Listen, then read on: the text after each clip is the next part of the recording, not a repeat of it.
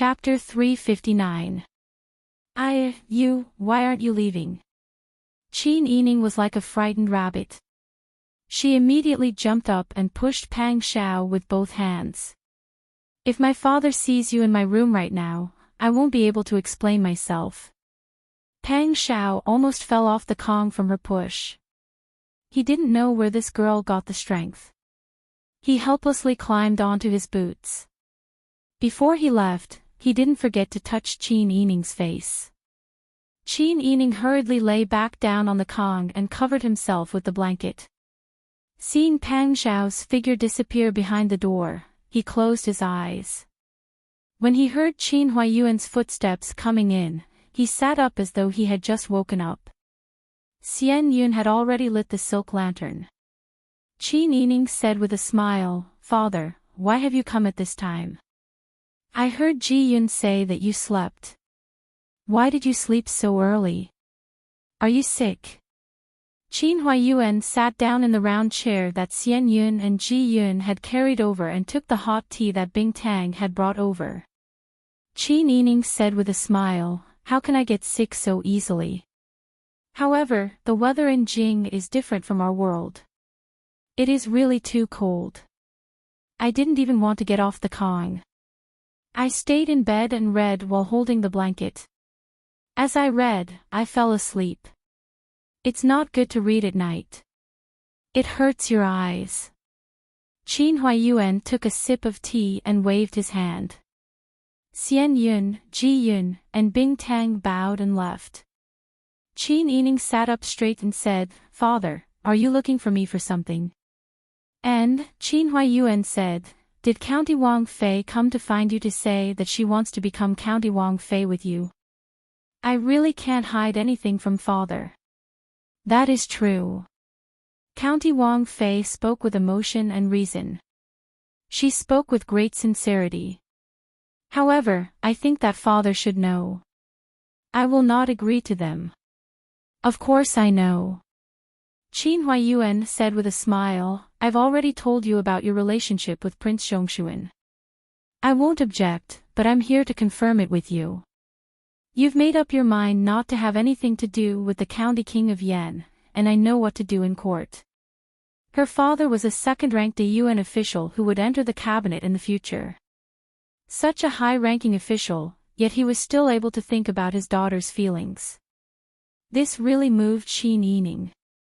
Qin Yining said, "Father, please don't be restrained by your daughter's selfishness. You still have to put yourself first." Qin Huayuan laughed. "Silly girl, you still don't understand. Why did your father become an official? It was not only his own career, but more importantly, the happiness of his family. If I let my family make sacrifices for some unimportant things, wouldn't that be putting the cart before the horse? The gains don't make up for the losses." Qin Yining admired Qin Huayuan even more. Qin Huayuan was very smart. But there were people in the world who were smarter than him. Those who had been officials in the imperial court for many years and had not fallen, which one of them was not a shrewd person? Qin Huayuan was more famous than those people because of his charisma. He always had an unbreakable bottom line in his heart, and he would never let distractions affect his decisions. When he was serving the incapable ruler in Dian, he did not forget his principles. Whether he was serving the Yuqi Yan or Li Qitian now, Qin Huayuan was always calm and collected.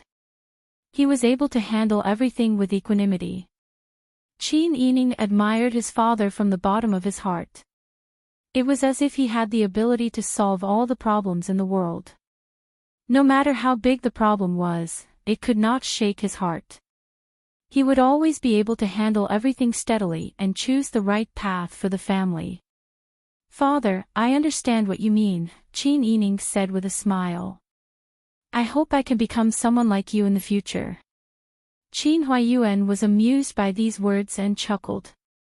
"What's so good about being like me? Of course you have your own advantages. Otherwise, why would there be so many people who admire you so much?" Qin Huayuan laughed again. "Don't flatter me.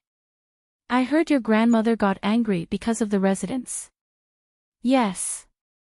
Qin Yining sighed. I didn't expect the Marchioness of Zhongyong to be so arrogant and unreasonable. She even dared to say such arrogant words. If she knew that the residence had been bought by my people long ago and that the handover procedure with you was just a formality, I don't know what she would think. Qin Huaiyuan put down his teacup and asked with a smile, then tell me, how do you plan to solve this matter? Qin Yining thought for a while and said, actually, it's very easy. Didn't she threaten to buy our house and tell other people not to sell it to us or rent it to us? She'll make us homeless, right? I don't know if other people will listen to her, but the owner of the residence we're living in right now will not sell it to her. For the time being, let her make a fuss. It's best if she makes a fuss until everyone knows. The more she makes a fuss now, the more people will know.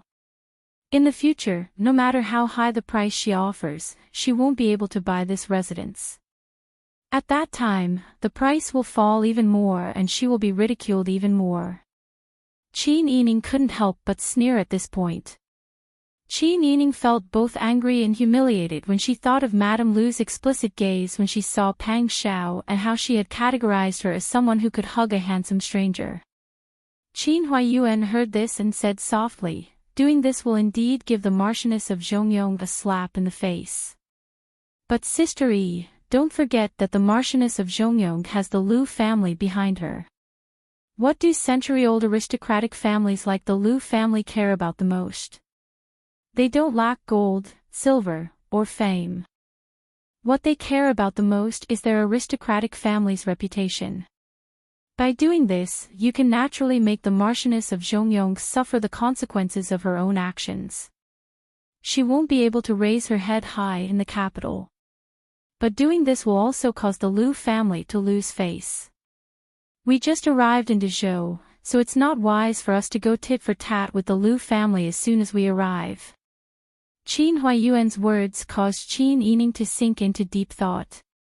Indeed, no matter how bad Madame Lu was, she was from a side branch of the Lu family. In a century-old aristocratic family, even a dog would be more valuable than other people, let alone the daughter of a side branch. She had never interacted with anyone else in the Lu family. Mrs. Lu was the only one she knew. She was an arrogant, self-centered, and promiscuous woman. Qin Yining couldn't be sure that the rest of the Lu family were like this. But she couldn't be sure that the rest of the Lu family were all righteous people. They wouldn't act against the Lu family without distinguishing between right and wrong based on gratitude and grudges. Father is right. Qin Yining lowered her eyes and said, it's your daughter's fault for not being considerate enough. Qin Huaiyuan smiled and said, there's no need to apologize. It's impossible not to get angry when you meet someone like that. Not to mention you, when father heard about what happened at the banquet, even I wanted to confront her face to face. Not to mention you personally experienced it. I think that since the Lu family invited you to the banquet at the very beginning, it means that they originally wanted to be on good terms with our family. Because the Marchioness of Zhongyong married a good husband and is a member of the nobility, she was able to get along well with you, a young miss from an official's family. That's why they allowed her to invite you to the banquet. Chapter 360. That's true. I've heard of the Marquis of Zhongyong's heroic military exploits many times in the imperial court. He was a very remarkable man, but unfortunately, time didn't pass. Qin Huaiyuan sighed, feeling very regretful. Qin Yining also felt that it was a pity that the man had married such a wife, but in the end, she died in such a tragic way. Qin Huaiyuan then asked Qin Yining, Sister Yi, father wants to ask you, do you know why the Marquis of Zhongyong's wife is targeting you? Qin Yining said, she has a good relationship with Anyang Princess Royal, and Anyang Princess Royal hates me, so she also hates me. Qin Huaiyuan nodded, what else? Qin Yining thought for a moment, then said, based on her temperament, I think it's because she's always wanted to attract Pang Zhishi's attention, but failed, so she's unwilling to accept it. That's one of the reasons. What else? Qin Yining thought for a moment. Some ideas flashed through his mind, but he couldn't be sure. Qin Huaiyuan said, Your Majesty conquered northern Ji with the financial support of the aristocratic families. However, after the war, when peace came, the aristocratic families clashed with the imperial power.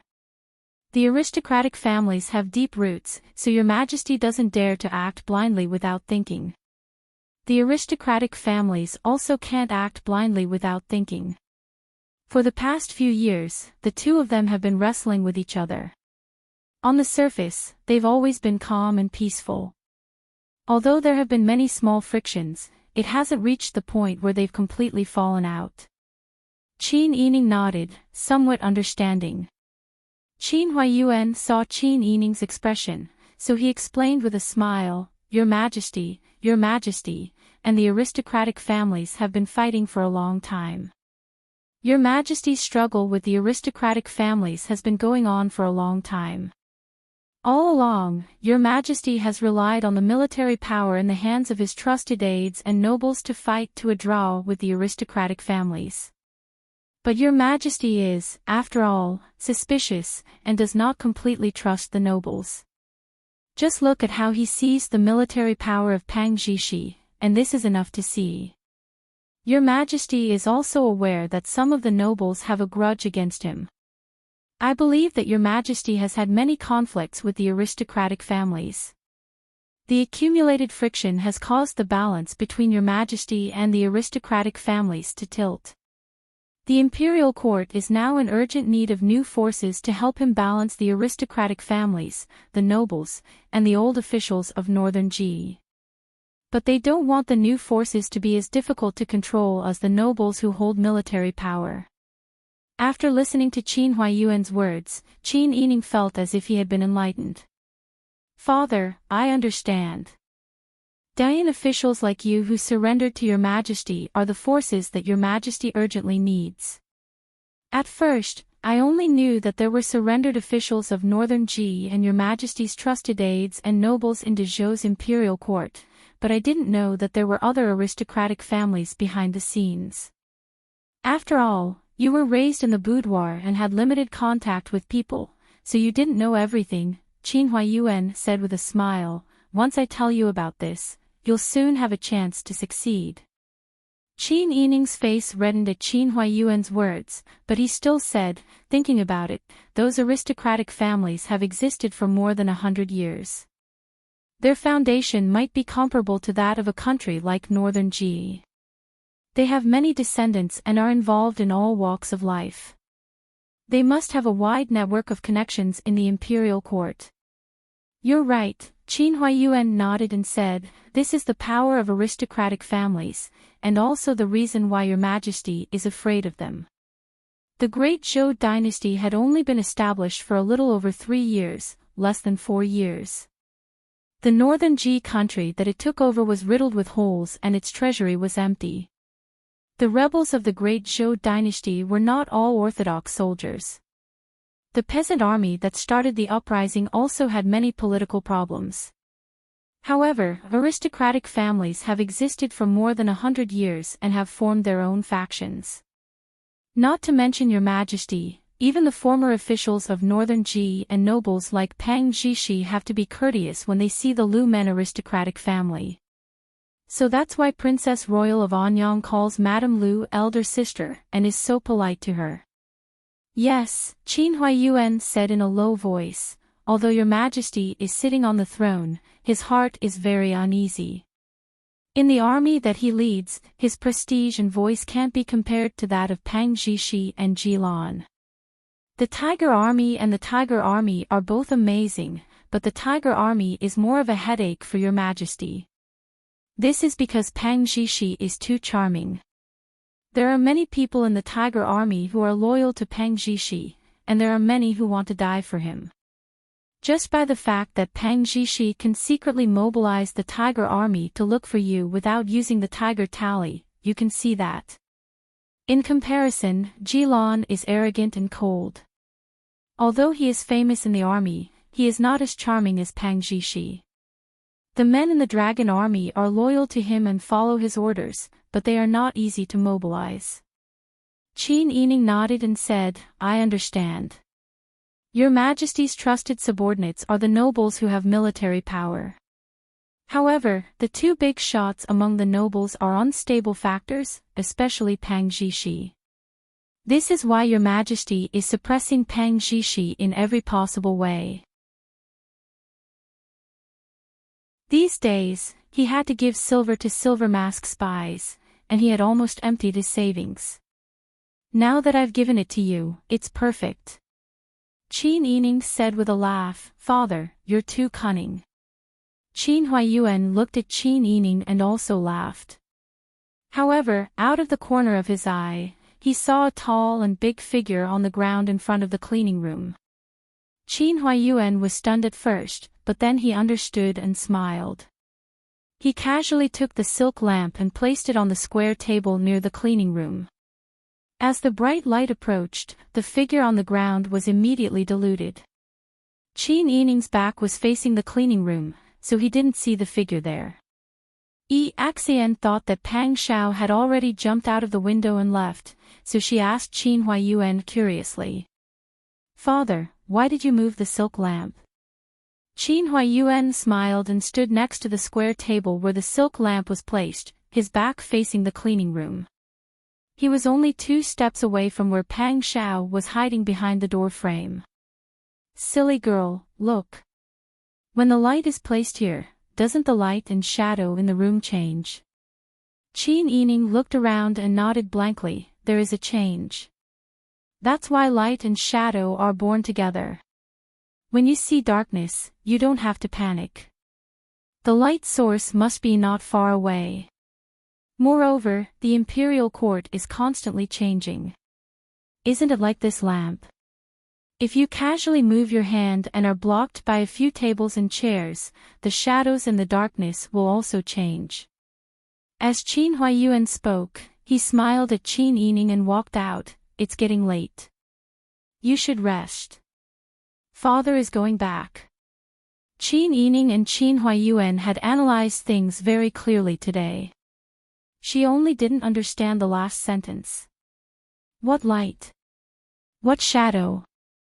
When the door creaked open, she heard Qin Huayuan instructing the servant girls to be on night duty and not to be negligent. Qin Yining shook her head in confusion and turned around.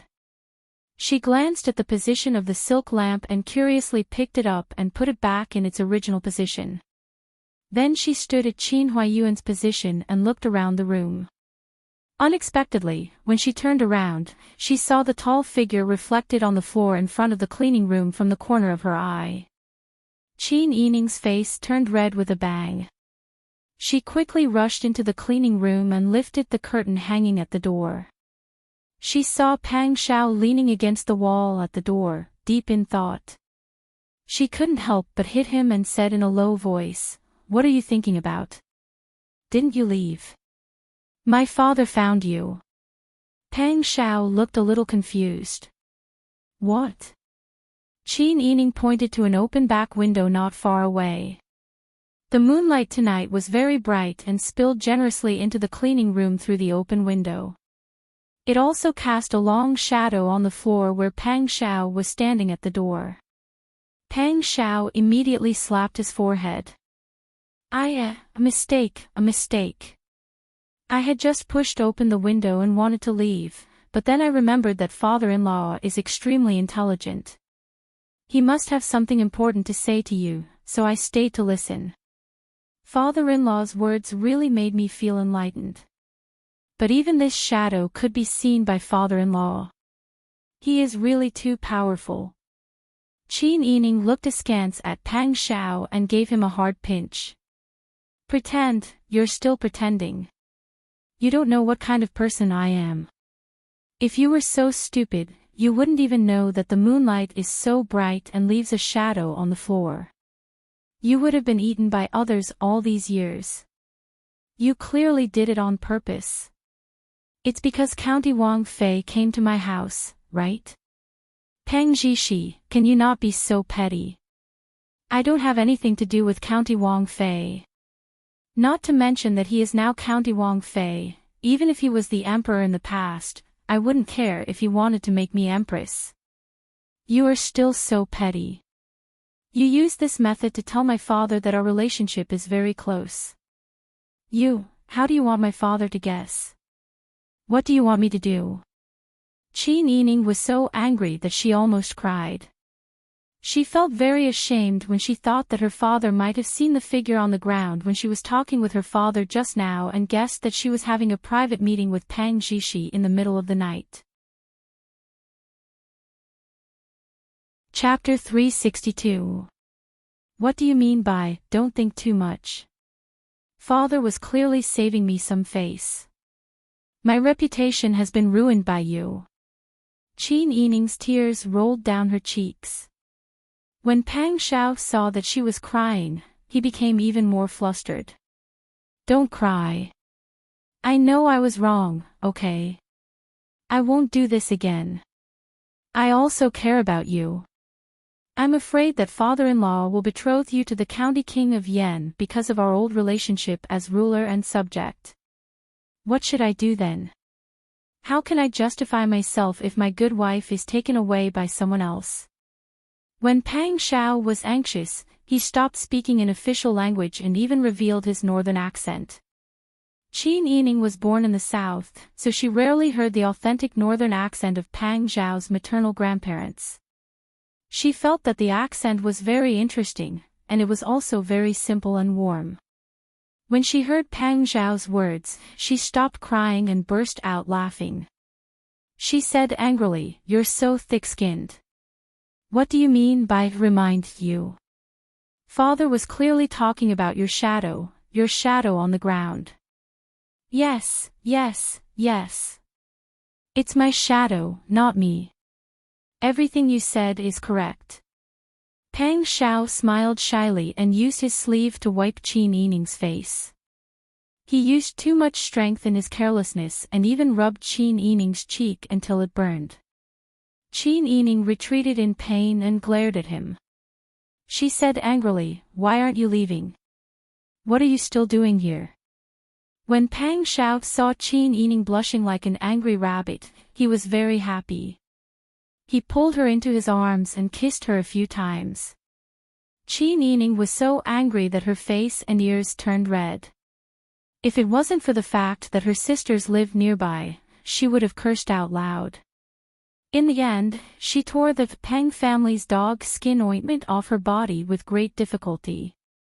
She was so tired that she was sweating all over.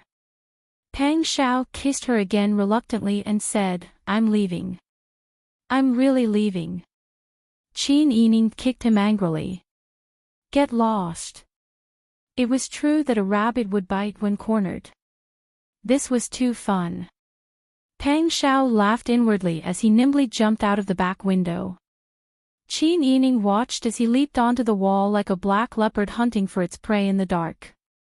His movements were light and agile, and he disappeared without a trace in the blink of an eye. Qin Yining hurriedly closed the window.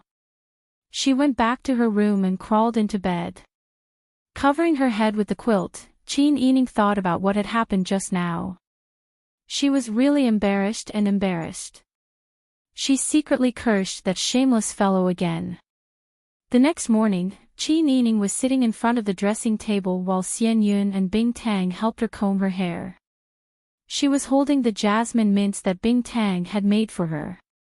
She dug them into the size of beans and spread them evenly on the back of her hands and wrists.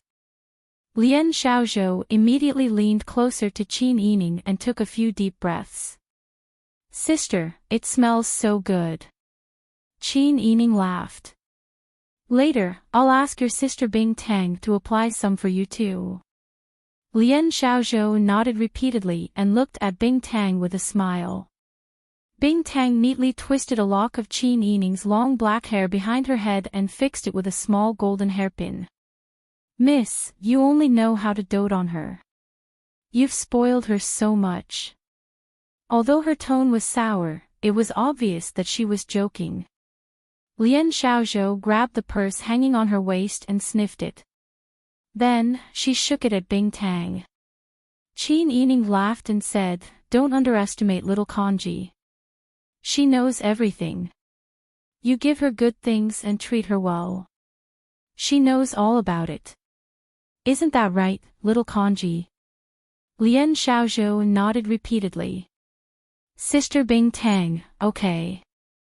It was an unchangeable fact that she lacked the ability to speak. Bing Tang cherished her even more.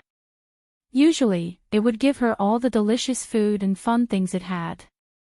It even took the initiative to teach her about herbs and how to read. It usually took care of Lian Xiaozhou more carefully than it did of Qin Yining. Lian Xiaozhou was extremely smart. Although she couldn't say it out loud, she knew everything in her heart. How could she not know that Bing Tang was good to her? Therefore, she treated Bing Tang as another sister and was very close to it. Usually, she wouldn't forget to give more Bing Tang skewers when she caught some birds to barbecue. However, the house was small now. She had to go to the back alley to barbecue skewers where there was no one around. It was very troublesome. "Hello, Mrs. Chow." Chiu Lu's voice came from outside the door. The curtain was lifted and Chao Yuqing, who was wearing a dark blue fur collar cloak, walked in. Ever since Chao Yuqing told the family that she was no longer Qin Huayuan's concubine and was now a bodyguard hired by Qin Huayuan, they no longer called her concubine. Because of her age and the fact that she had remarried twice, they called her Mrs. Chao instead.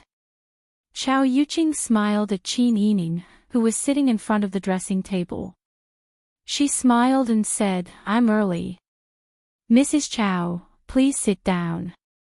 Chiu Lu, quickly bring a bowl of almond tea to Mrs. Chao." He turned around and smiled. "I asked them to make almond tea this morning. It's very good to drink with little dessert. Mrs. Chao, do you want to try it?" "Okay." Chao Yuqing smiled. Her smile was as beautiful as a peach and plum. When she looked at Qin Yining, her eyes sparkled as if she could see someone far away through her face. Qin Yining didn't think too much about it. She quickly tied up her hair and put on 2 pearl earrings without putting on any makeup. Then she sat at the square table with a smile and moved the tea and snacks brought by Chiu Lu to Chao Yuqing. "Try it." Chao Yuqing took it with a smile. She elegantly took a sip and tasted it carefully. She smiled and said, "It's really good." Chao Yuqing put down the teacup and said with a smile, "I'm here today because His Excellency asked me to bring you 4 bodyguards. These 4 people are all steady and have good martial arts skills. They're the best people to protect you." She stood up and went to the door. She called in 4 young men of average height and ordinary appearance. The 4 of them bowed in unison. Chao Yuqing introduced them one by one. "This is Jing Zhi, young man, Xiao Shui, and Dehan." Qin Yining looked at them as she introduced them. Jing Zhou was taller and had a kind face. Young man was more delicate and looked like a girl. Xiao Shui had dark skin, thick eyebrows, and a big mouth. It was a stark contrast to his name. Dehan looked the oldest. He was expressionless, and no one could tell whether he liked or disliked him. Although the 4 of them had their own characteristics, their appearances weren't outstanding. It was difficult to distinguish them in a crowd. Qin Yining smiled and said, "They're all named after the solar terms." Yes. They weren't originally named like that. However, it was a rule set by that person. The 24 solar terms were used as code names.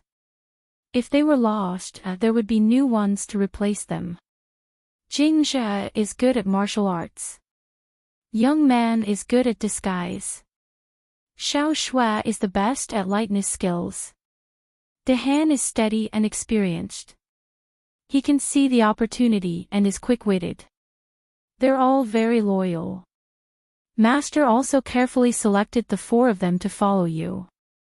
Qiao Yuqing sat down next to Qin Yining. She smiled and looked at the subordinates she had painstakingly trained. She was very satisfied. Qin Yining said solemnly, "Thank you, Madam Qiao, for putting in so much effort. I understand your good intentions. In the future, when the 4 of them follow me, I will definitely treat them well." The Sun Clan couldn't help but laugh. "I've never seen you so playful before. Alright, call a few more people to follow you. Do you have enough money on you?" The Sun Clan turned around and instructed Mother Jean. Mother Jean smiled and took out a brocade box from the mahogany cabinet. Then, she took out a small brocade pouch from the box. Inside this pouch are all the banknotes from Dezhou that have been exchanged. Madam had already ordered them to be prepared. "Since Miss is going today, you'll be able to use them." Qin Yining knew that his mother had some personal connections. Her dowry farmstead also had some production in the south. However, she didn't lack money at the moment, so she was a bit hesitant. The Sun Clan took the brocade pouch and shoved it into Qin Yining's hands. "Go and carefully choose the materials for your clothes. You should also buy yourself a few sets of clothes. When you came here, you lost quite a bit of jewelry. Go and see if there's anything new or nice to look at. If you don't have enough money, come back and tell me." Qin Yining smiled and hugged the Sun Clan's arm. She said coquettishly, "I know. My mother is so rich. I won't save money for you." The Sun Clan laughed at her teasing. Mother Jean was delighted to see this. She also laughed heartily. "If old Madam knew that Madam and young Miss are doing well, I wonder how happy she would be." Qin Yining sat up straight and said, "I don't know where maternal grandmother and maternal aunt went. Mother, do you want me to think of a way to ask someone to investigate?" The Sun Clan's face was filled with worry as she said, "I really want to investigate, but the sky is high and the road is far away. It's not very convenient. I talked to your father about this matter a few days ago. Your Majesty said that right now, Your Majesty is sending people to the south to search for the treasure left behind by the Dayan Emperor Emeritus. Your Majesty has already arranged for several groups of people to go there. If our family sends people out at this time, it will inevitably arouse suspicion. It's better to avoid the limelight for now. Father's considerations are thorough. Mother, it's naturally inappropriate for us to act rashly." Qin Yining had already made up his mind. He planned to secretly contact people from the Qingtian Alliance to investigate. However, he didn't know if this matter would succeed, so he didn't say it out loud.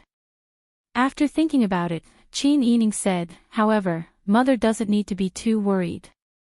Maternal grandmother is extremely intelligent, and maternal aunt are all filial. Even if they go to a foreign place, maternal grandmother has the ability to rebuild the Sun family. I believe that your maternal grandmother can do it," the Sun Clan's mother said faintly. "However, I still feel that your maternal grandmother's life is too bitter." Thinking about the Sun family's men who had died in vain, Qin Yining's eyes also became wet with tears along with the Sun Clan's. Her eldest cousin's resolute blood was spilled on the spot. Her maternal grandfather and maternal uncles had entrusted their lives to her before they died. Her maternal nephew, who was still young, had also died. Those lively lives had all fallen because of a single sentence from the fatuous ruler. Now, the fatuous ruler's whereabouts were unknown. No one knew if he was dead or alive. Qin Yining guessed that the old man was most likely dead. The famine was so severe back then. How could a person who was used to living like a prince have the ability to survive outside? However, even if that person was dead, it still couldn't calm Qin Yining's anger. After chatting with the Sun Clan's mother for a while, Qin Yining took the pocket money that his mother gave him and called for Ji Yun and Bing Tang to follow him. He brought Jing Zhi, Young Man, Xiao Shui, and De Han out of the mansion. In front of the door, a carriage with a green curtain was already prepared. Qin Yining and the two maidservants boarded the carriage. Young Man and Xiao Shui jumped onto the shaft of the carriage and sat on it. Jing Zhi led the horse in front while De Han followed behind the carriage. Unexpectedly, they had only taken a few steps out of the alley when they bumped into a spacious blue cotton curtain carriage. As soon as the curtain was lifted, a middle-aged woman in her early 30s, with a fit figure and dressed in gold and silver, poked her head out. "Is that Sister Qin's carriage?" Qin Yining curiously lifted the curtain and saw that the woman had already gotten out of the carriage. She gathered her cloak and walked towards them. Her joyful smile was very infectious. "Sister Qin, I'm from the Liao family. Have you forgotten? The Liao Zhibing who was in the silk and jewelry business in Daiyan." Liao Zhibing.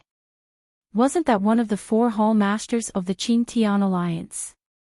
The one whose knife skills were quite fierce. Qin Yining immediately understood that the Qin Tian alliance had arranged for someone to contact her in order to avoid being noticed. She hurriedly laughed. "Oh, it's Mrs. Liao. Look at my memory." Qin Yining also got out of the carriage and went forward to greet Mrs. Liao. He asked affectionately, "I thought you would stay in Daiyan. Why did you come to the capital?" "Ah, we're doing business. Of course, we'll go wherever it's good. Old Liao is now doing some business at the Taitan border. As for me, I stayed at home in the capital to look after the house. Today, I felt that the weather was good, so I came out for a walk. I didn't expect to meet Sister Qin. We're really fated." Qin Yining also laughed.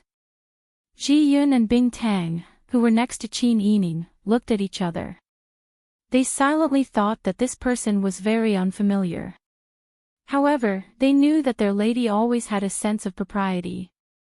They thought that there must be some reason that they didn't know, so the two of them didn't say much.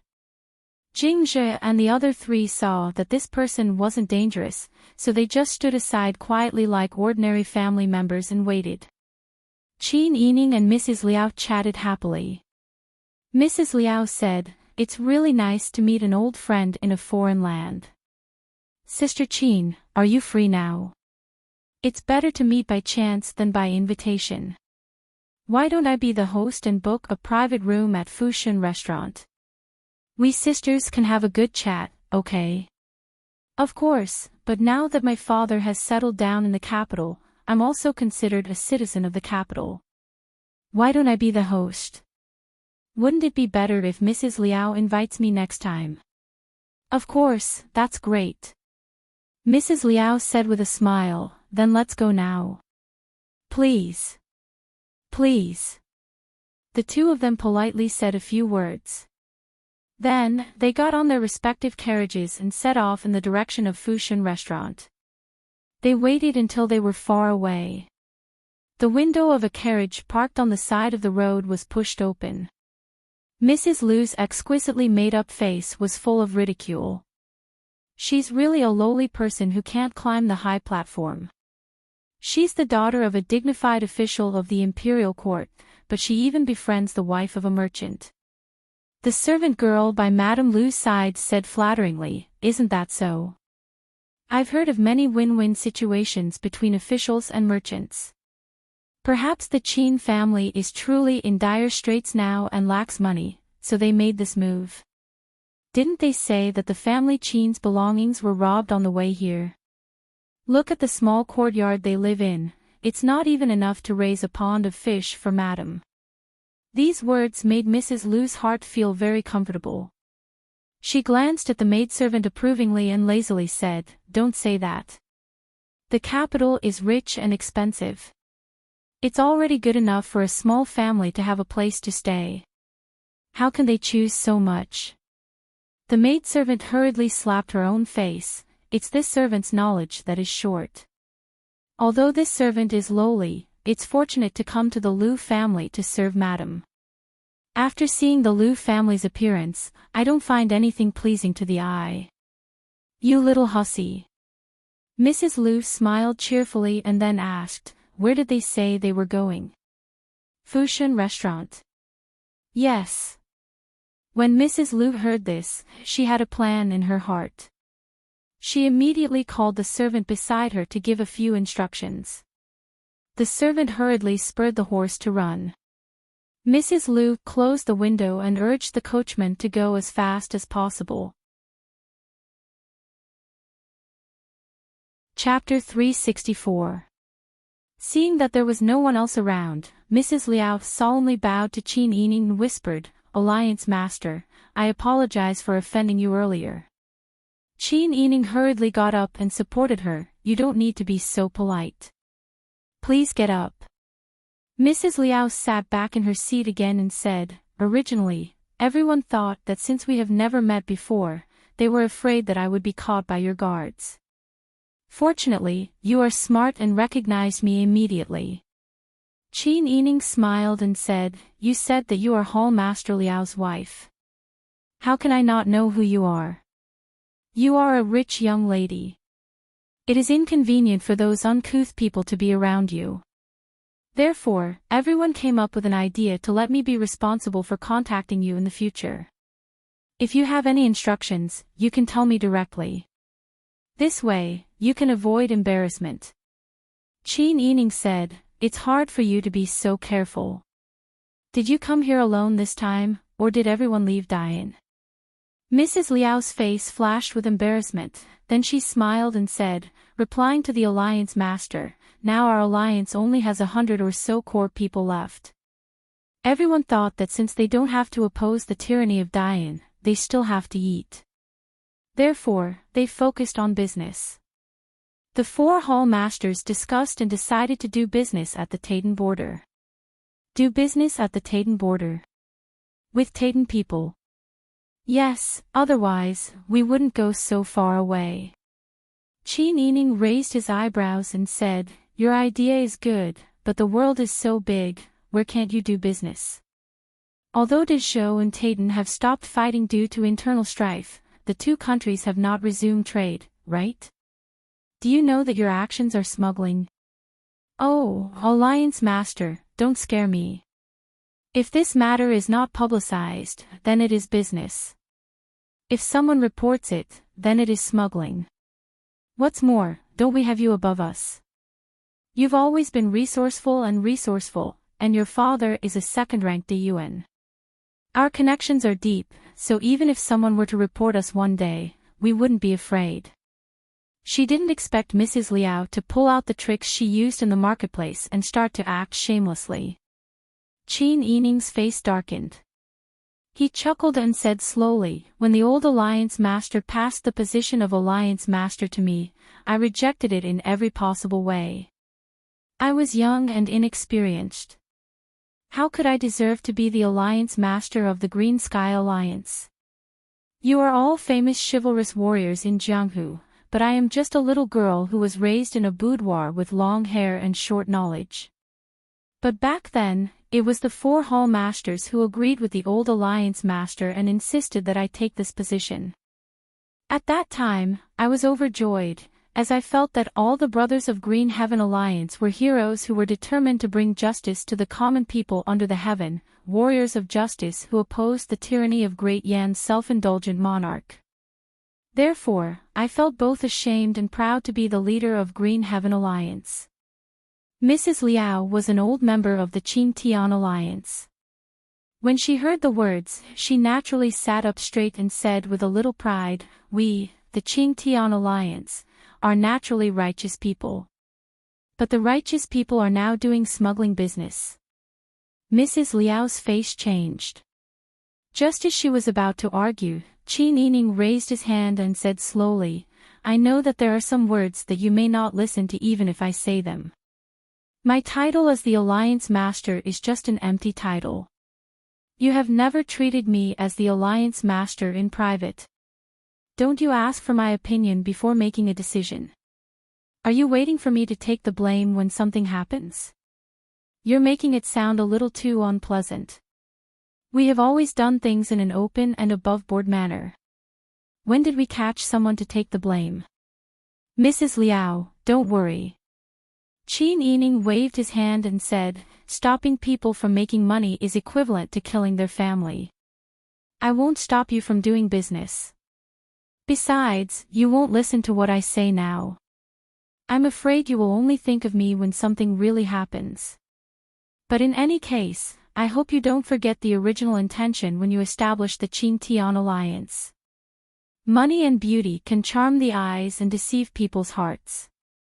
You can make money, but you can't do evil. Mrs. Liao's face alternated between red and white from Qin Yining's words. When she came, she had already prepared a stomach full of excuses. She thought that a rich young lady would be so proud of herself that she couldn't find North after putting on a few more flattering hats. She would just casually coax her. But when she looked into Qin Yining's beautiful eyes and listened to her words that pierced people's hearts, she couldn't say a single coaxing word. The reason why her words pierced people's hearts was because what Qin Yining said was the truth. Indeed, some of these people had such intentions. No wonder before she came, Zhao Shengfei specifically told her to be respectful to the Alliance Master. At first, she thought that it was because the four Hall Masters respected the old Alliance Master, so they were especially respectful to the old Alliance Master's granddaughter. Now it seemed that she thought too simply. Alliance Master. Mrs. Liao's expression became serious and said, I have remembered your words. I will definitely tell them later. Qin Yining nodded and said, that's good. Is there anything else that you need from me this time? Mrs. Liao didn't expect Qin Yining to ask directly. Instead, she felt a little embarrassed. Her mission this time was to meet with Qin Yining and tell Qin Yining about their smuggling in Tayton. This was in case she needed Qin Yining's help one day in the future, so she wouldn't be ignorant about their matters. But if she said, there's nothing else, now, it would show that her goal was extremely utilitarian. Although they had indeed come here for the sake of material gains, they were still able to do so. Mrs. Liao, who was already over 30 years old, was now in front of the 16-year-old Qin Yining. She couldn't even raise her head. The corner of her lips trembled, and after a while, she said, I'm mainly worried about the Alliance Master. I heard that the Alliance Master's family had a small accident on their way to the capital. That's right. It was a small accident. Qin Yining smiled. It seems that the main forces in the alliance have moved to Tayton. Mrs. Liao didn't immediately understand what Qin Yining meant. She asked in confusion, why does the Alliance Master say that? If that's not the case, then the Alliance's intelligence system needs to be strengthened. Mrs. Liao immediately understood the sarcasm in Qin Yining's words, and her face immediately turned red like a cooked shrimp. The Qin-Tian alliance was once popular in Dian. How could they not know what happened when the Qin family came to Dezhou? It was just that everyone didn't take it to heart. Now that they were doing business in Tayton, they were afraid that they couldn't handle some things, so they came to find the Alliance Master. Previously, when the Alliance Master was robbed and disappeared, they didn't react at all. If they admitted that there was no problem with their intelligence system, then it meant that there was a problem with the Alliance members. If there wasn't a problem with the Alliance members, then how could she face Qin Yining? Mrs. Liao's embarrassed face turned red, and she was a bit more in awe of Qin Yining. No wonder the old Alliance Master passed the position of the Alliance Master to her. This girl was really not an ordinary person. When facing her, Mrs. Liao even had the illusion that she was facing the old Alliance Master. When Qin Yining saw Mrs. Liao's expression, he knew that today's warning was enough. If he continued to say more, it would be counterproductive. Therefore, he timely changed the topic and learned about the situation in the capital with Mrs. Liao. Mrs. Liao secretly breathed a sigh of relief. She was very grateful for Qin Yining's forgiveness. When she spoke to her, her attitude became extremely respectful. She no longer had the irreverent attitude she had when talking to Qin Yining. Qin Yining deliberately gave her a way out, and Mrs. Liao deliberately flattered her. The atmosphere of the two people's conversation suddenly became warm, just like when they first met, as if they were good friends who hadn't seen each other for a long time. Standing at the corner of the stairs, Jing Jie and the other three secret agents now had a deeper understanding of Qin Yining. At first, they thought that Qin Huayuan arranged for them to be by Qin Yining's side was a waste of talent. They didn't expect her to have the identity of the alliance master of the Qin Tian alliance. Seeing how she made the disloyal members of the alliance respectful to her with just a few words, the four of them seemed to see a day where they could still show their skills. In their hearts, their position of Qin Yining also changed. Just as Qin Yining and Mrs. Liao were eating and chatting, there was a sudden noise downstairs. At first, the two didn't care, but the noise became sharper and sharper. They could vaguely hear someone's heavy footsteps on the wooden steps. Qin Yining frowned and looked at the stairs. Young man immediately went downstairs to investigate.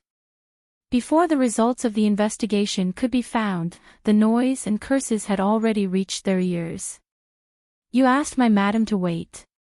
Do you know who my madam is? Who do you think you are? Can you afford to delay my madam's business? What do you mean by reserved? I'm slapping the banknotes on your face right now. Do you dare say that Fu Shun restaurant won't be reserved for my madam? That's just a minister's daughter. Who does she think she is? My madam is the legitimate daughter of the Liu family. The maidservant's voice was sharp and resounding. It was extremely unreasonable. Her voice was getting louder and louder, making Qin Yining frown. She didn't need to go out to see who was making trouble downstairs. Young man quickly went upstairs and said to Qin Yining, a man and a woman came to the hall on the first floor. The noise was made by that woman's maidservant. Qin Yining nodded, indicating that he knew. Another voice came from downstairs, tell that whatever minister's daughter to come down. Our madam will talk to her personally. Go quickly. Miss Ji Yun was very angry. Her face was red as she said, those people are simply too much.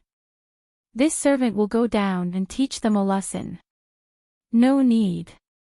Qin Yining stood up and said, I will go by myself. I want to see how merciless they will be to a small minister's daughter. Yes, this servant will help you.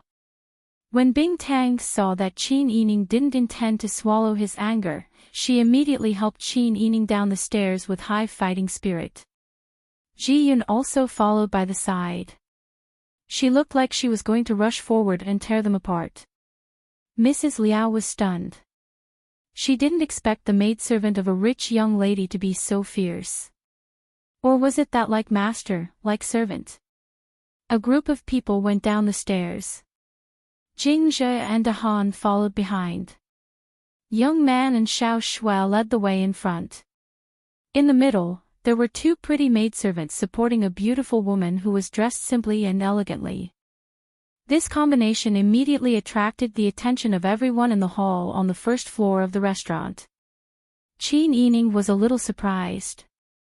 He thought that since the other party wanted to reserve the restaurant, there was no one else on the first floor. He didn't expect that this place wasn't cleared. Chapter 365. Although there weren't many diners in the hall, there were still quite a few of them. Even though Qin Yining was wearing a veil, she could still feel the gazes of the crowd as she slowly walked forward with the help of the maidservants. At this moment, Madame Liu was sitting by the window in the hall. Although she had her chin raised arrogantly with a mocking smile on her beautiful face, if one looked closely, it wasn't difficult to detect the jealousy and hatred in her eyes. Madame Liu was an extremely beautiful woman, and she loved it when men's gazes stopped on her body. However, the moment Qin Yining went downstairs, she heard that all the chatter and chewing sounds in the huge hall on the first floor had stopped. No one even continued to pick up food. Even her second cousin brother, whom she had always respected, stopped pouring wine for her. It was good to be young. If she were 10 years younger, she believed that these people's eyes would be glued to her body and they wouldn't have the heart to look at anyone else. Qin Yining met Madame Lu's disdainful and provocative gaze and smiled slightly. The thin veil covered the dimples on her cheeks, but her bright almond-shaped eyes were curved into crescent moons. Her appearance was bright and beautiful, and there was a hint of playfulness in it. I didn't expect to meet Madame Lu here. I think the shopkeeper of Fu's Shun restaurant didn't serve you well enough, and that's why Big Sister Lu's maidservants were so noisy. I heard the commotion downstairs from my private room on the 3rd floor. Madame Lu sneered and said, "You don't have to worm your way into being friends with me. Didn't you say that it was beneath your dignity to interact with our Lu family? I don't deserve to be called Big Sister by you. Hurry up and leave with your men. I've already reserved this entire restaurant."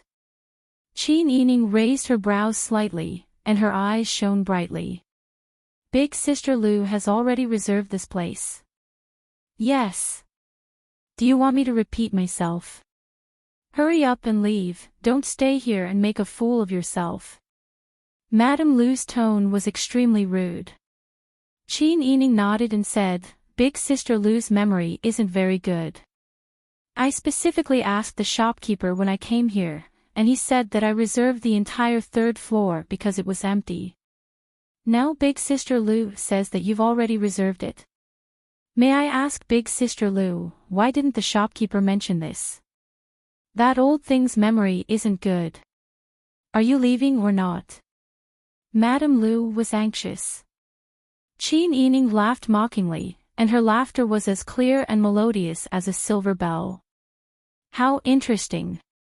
Big Sister Lu's your own memory, but you're saying that the shopkeeper has a bad memory. Let me ask you, if you've already reserved this restaurant, then how did all the diners on the 1st floor? No matter how bad the manager's memory was, it was already a mistake to only let one person in. Could it be that so many diners were let in because of the manager's bad memory? Big Sister Lu's.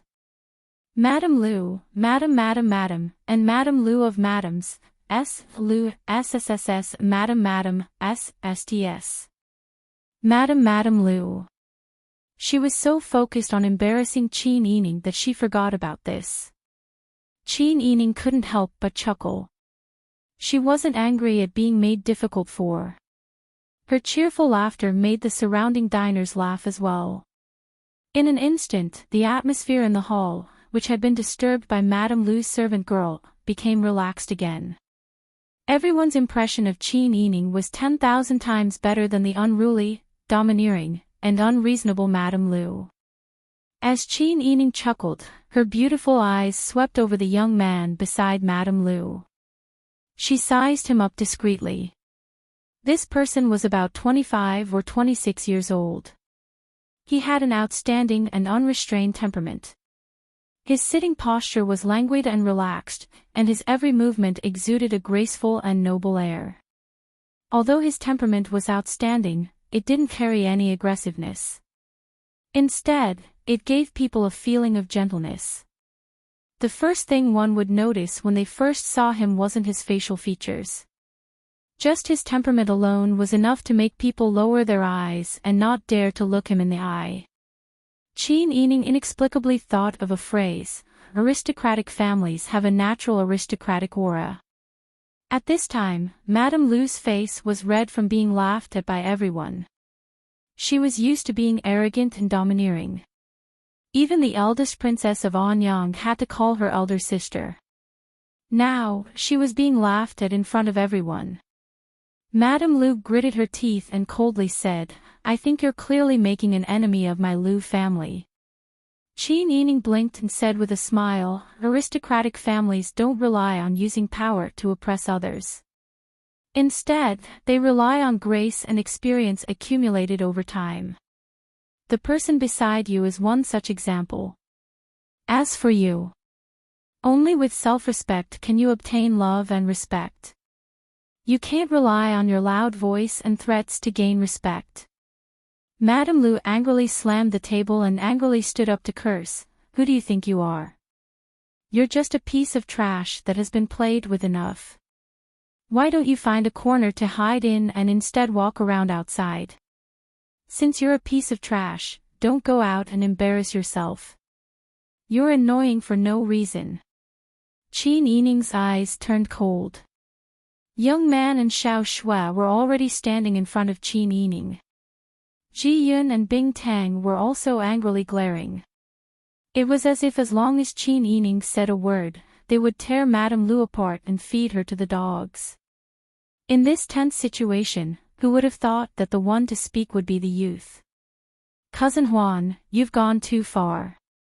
Why aren't you apologizing to this girl yet? Madame Lu was stunned. She looked at the youth in shock and said in disbelief, Second brother Heng. How can you help an outsider like this? Lu Heng stood up. With his tall and thin figure and powerful aura, with just a glance, Madame Lu was suppressed to the point that she couldn't say another word. How could she forget that Lu Heng wasn't her biological brother, but her cousin in the clan? Her family was only one of the branches of the Lu family. Lu Heng was the second son of the main branch of the Lu family. When her biological brother saw Lu Heng, he had to be respectful and curry favor with him. She must have eaten a bear's heart and leopard's guts to actually shout at Lu Heng. She glared at Qin Yining, who was watching the show from the side. If she didn't deliberately provoke her, how could she lose her composure like this? Madame Lu became more and more angry. Lu Heng frowned and said, I didn't expect you to be so arrogant and despotic outside. What this girl said just now was right. The background of an aristocratic family has never depended on force to suppress others. Aren't you afraid that you'll ruin the reputation of the Lu family that has been built up for hundreds of years? Your father and brother didn't even bother to discipline you and let you do as you please. You even dared to distort the truth and deceive me. Even when Lu Heng was scolding people, his voice was elegant and gentle. He didn't raise his voice or speed up his speech. Perhaps those who were a little further away couldn't hear what he was saying, but his powerful aura made Madame Lu break out in cold sweat. Second brother Heng, don't be angry. I was reckless. Madame Lu lowered her head. Lu Heng looked at Qin Yining and accidentally met Qin Yining's watery eyes. Lu Heng's eyelashes flickered and he lowered his eyes. As if he felt that avoiding her gaze was inappropriate, he quickly raised his eyes and smiled at Qin Yining. Then he turned to Madame Lu and said, the person you should apologize to isn't me, but the girl you insulted. When Madame Lu heard this, her face immediately turned purple. She said in disbelief, Second brother Heng, you actually want me to apologize to this slut? Do you know who she is? She's the girl from the Qin clan who seduced Prince Zhongshuan as soon as she entered the capital and was taken to the prince's estate for several days. Qin Yining really wanted to curse Madame Lu's entire family. If it was in the past, she would have already slapped her. However, this wasn't her home. If she acted like this outside, she would be criticized and would inevitably cause trouble for her father. Her family's foundation wasn't stable yet, so she could only endure and not act out. However, Lu Heng was even angrier than her. He said in a deep voice, your way of speaking. Forget it. Apologize to Miss Qin first. I'll talk to your father and brother later. He actually gave an order that left no room for doubt and even wanted to find Madame Lu's father and brother. Madame Lu's face turned purple. She glared at Qin Yining with shame and hatred. Her lips trembled, and after a while, she squeezed out a sentence, I'm sorry. Qin Yining smiled faintly and said, I don't dare. She then turned to Lu Heng and bowed before returning upstairs with her people. Watching Qin Yining's delicate figure slowly disappear around the corner of the stairs, Lu Heng finally withdrew his gaze that couldn't help but follow her. He couldn't help but be shocked at his own loss of self-control. He actually had a good impression of a woman at first sight. He didn't dare to look at her calmly, but still stared at her figure. Lu Heng, oh, Lu Heng.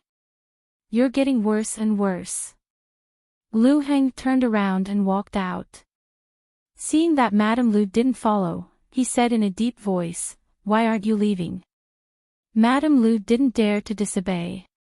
She could only fiercely stomp her feet and leave the restaurant with her maidservant. She originally thought that with Lu Heng in charge today, she would be able to fiercely dampen Qin Yining's arrogance.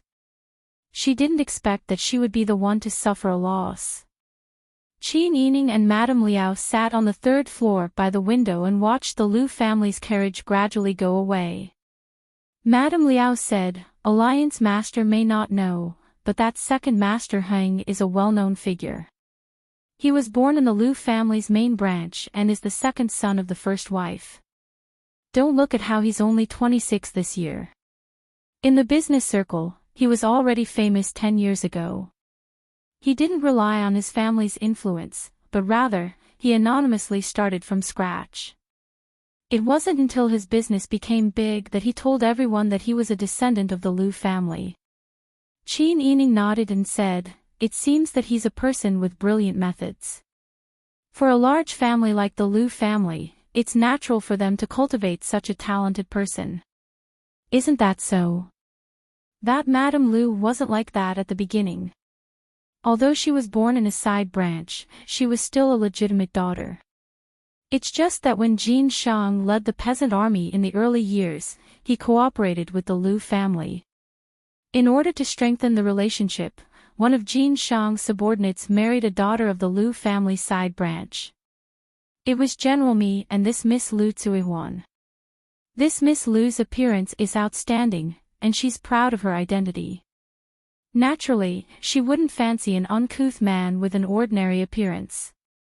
After a long time, she began to raise men. Unfortunately, the marriage was set by Jin Shang and the Lu family's elders.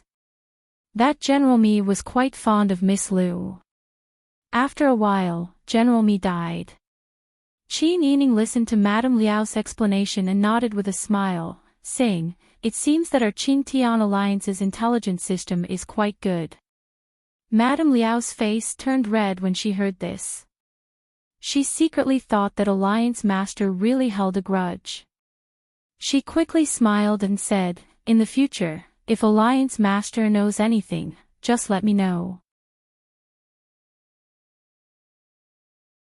Chapter 366. After being disturbed by Mrs. Lu, Qin Yining was no longer in the mood to play. He only spoke with Mrs. Liao for a while before they parted ways. Before they parted, Qin Yining hesitated for a moment. He still didn't say that he would entrust the Qingtian Alliance to find his grandmother. She thought that perhaps his grandmother had given the Qingtian Alliance to her in the past because she didn't want to be involved with these Jianghu people. What his grandmother cared more about was how the women of the Sun family were going to recuperate and live well. Although the Sun family didn't have any sons, the Sun family still had daughters who could marry into their family. As long as they settled down and developed, the Sun family would prosper again in a few years. Thinking of this, Qin Yining also felt relieved. After all, their lives would only get better and better. At the same time, on Shiji Street, a spacious vermilion carriage was steadily driving towards the county king of Yan's palace. Yuqi Yan sat cross-legged in silence. He lowered his head and looked at the exquisite embroidery on his robe. "This robe was newly awarded by Your Majesty 2 days ago. It was said that the best embroiderers were chosen to sew it for him. However, the complicated and gorgeous county king's robe didn't make him happy. The more dazzling the county king's robe was, the more it made him, the ruler of a fallen country, feel useless. He was once an emperor, but now he had to walk in the capital of Dezhou with the title of a county king of another country. He felt that the way people looked at him when he went out was strange. What's more, he just witnessed the scene of Qin Yining being humiliated in the restaurant hall. Since Dian was destroyed, Yu Qiyan felt that the inexplicable pressure on his shoulders could finally be removed. He also secretly breathed a sigh of relief. At the beginning, he only succeeded the throne to hand over the letter of surrender. Everything was settled. After coming to Dezhou, he often advised himself that people should be content with what they have. It wasn't a bad thing to live the rest of his life peacefully. However, under the courteous but disdainful gazes of Dezhou's courtiers, he felt an unprecedented humiliation. Only now did he realize that he had been too naive. The reason he was still able to live on was to prove the benevolence of Your Majesty in Dezhou, to flaunt Your Majesty's contributions to the vicissitudes of the world. All his life, he had been a foil for the entertainment of others. Your Majesty Dezhou would think of how wise he was when the Dian dynasty was destroyed. What position did he have to pursue Qin Yining, a person who looked good on the outside but was actually lowly? Even if Qin Yining had been abducted, her father was still a second-stage Deyuan cultivator who was about to enter the pavilion. What about him? With his current status, it was impossible for him to bring Qin Yining happiness and peace. In fact, when she was being bullied, he didn't even have the courage to speak up for her. Instead, under Li Yanyan's tug, he followed her lead and left. This was because he knew that he didn't have the right to speak up. Even if he did, no one would listen to him. Furthermore, with his current awkward status, he couldn't afford to offend the Lu clan. Yu Qiyan couldn't help but clench his fists. He was filled with disgust for himself. Was there anyone else in the world who was as useless and spineless as him? He didn't even dare to protect the woman he loved. How could he have the face to ask Qin Yining to be his concubine? How could he have the face to tell her, "Follow me and I'll protect you"? He couldn't even keep his promise to her now, let alone in the future. Wang Yi. Li Yanyan saw that Yu Qiyan's expression was extremely ugly. Even the veins on his forehead were popping out. She held Yu Qiyan's hand and gently shook it. Wang Yi, don't make yourself suffer. We still have a long way to go. Now that things have settled down, everything will be fine. Li Yanyan's eyes reddened as she spoke, but her voice was extremely gentle. I know that you like the Qin clan. Don't worry. I will continue to work hard to make peace with them. Wang Yi is talented and elegant. What woman wouldn't adore you? I think the Qin clan can't bring themselves to accept it. They must feel that they've been through something like that before, so they're too embarrassed to accept it. If I go a few more times, she might agree. You don't have to go. Yu Qiyan was like a puppet with slow reactions. He slowly turned to look at Li Yanyan and shook his head. You don't have to go. I am not good enough for her. Li Yanyan was stunned when she heard this. She couldn't help but burst into tears. She hugged Yu Qiyan and sobbed, Wang Yi, why do you have to be like this? How are you not good enough for her? In my heart, Wang Yi is an indomitable man. He's talented and gentle like an immortal. Anyone who doesn't like you is blind. You're so sad for the Qin clan. If you ask me, what should I do? Li Yanyan buried her face in Yu Qiyan's shoulder and started sobbing. Yu Qiyan was upset by Li Yanyan's tears. He felt his nose sting and his eyes heat up. He almost cried as well. After a while, Yu Qiyan hugged Li Yanyan's shoulder and patted her. Don't cry. Let's live happily in the future. Li Yanyan slowly raised her teary eyes to look at Yu Qiyan. She choked with sobs as she said, All right, Your Highness. As long as Your Highness doesn't mind, this concubine will always be by your side. We will live a good life, and in the future, this concubine will give birth to a few more children for you. Our family will live a happy life. Yu Qian looked at Li Yinyan's eyes, which were especially bright after being washed by her tears. His heart suddenly melted into a puddle of water. Although he couldn't obtain Qin Yining, Li Yanyan had been with him since the beginning. She had gone through thick and thin with him, never leaving him. People's hearts were made of flesh. Li Yanyan treated him so wholeheartedly. How could he not be moved? Okay. Yu Qian hugged Li Yinyan's shoulder and held her in his arms. He rested his chin on her forehead and said, "Let's live happily together. This king will also work hard to earn power and status. We won't always be like this." Li Yinyan's heart suddenly jumped when she heard this. She hurriedly said, "Wang Yi, I don't care about power or status. As long as I can be with Wang Yi, I don't care about fame or power at all." Yu Qian smiled and said, "You don't care, but this king cares." Li Yinyan's words turned in her mouth a few times, but she didn't dare to say them out loud. She really wanted to ask Yu Qian.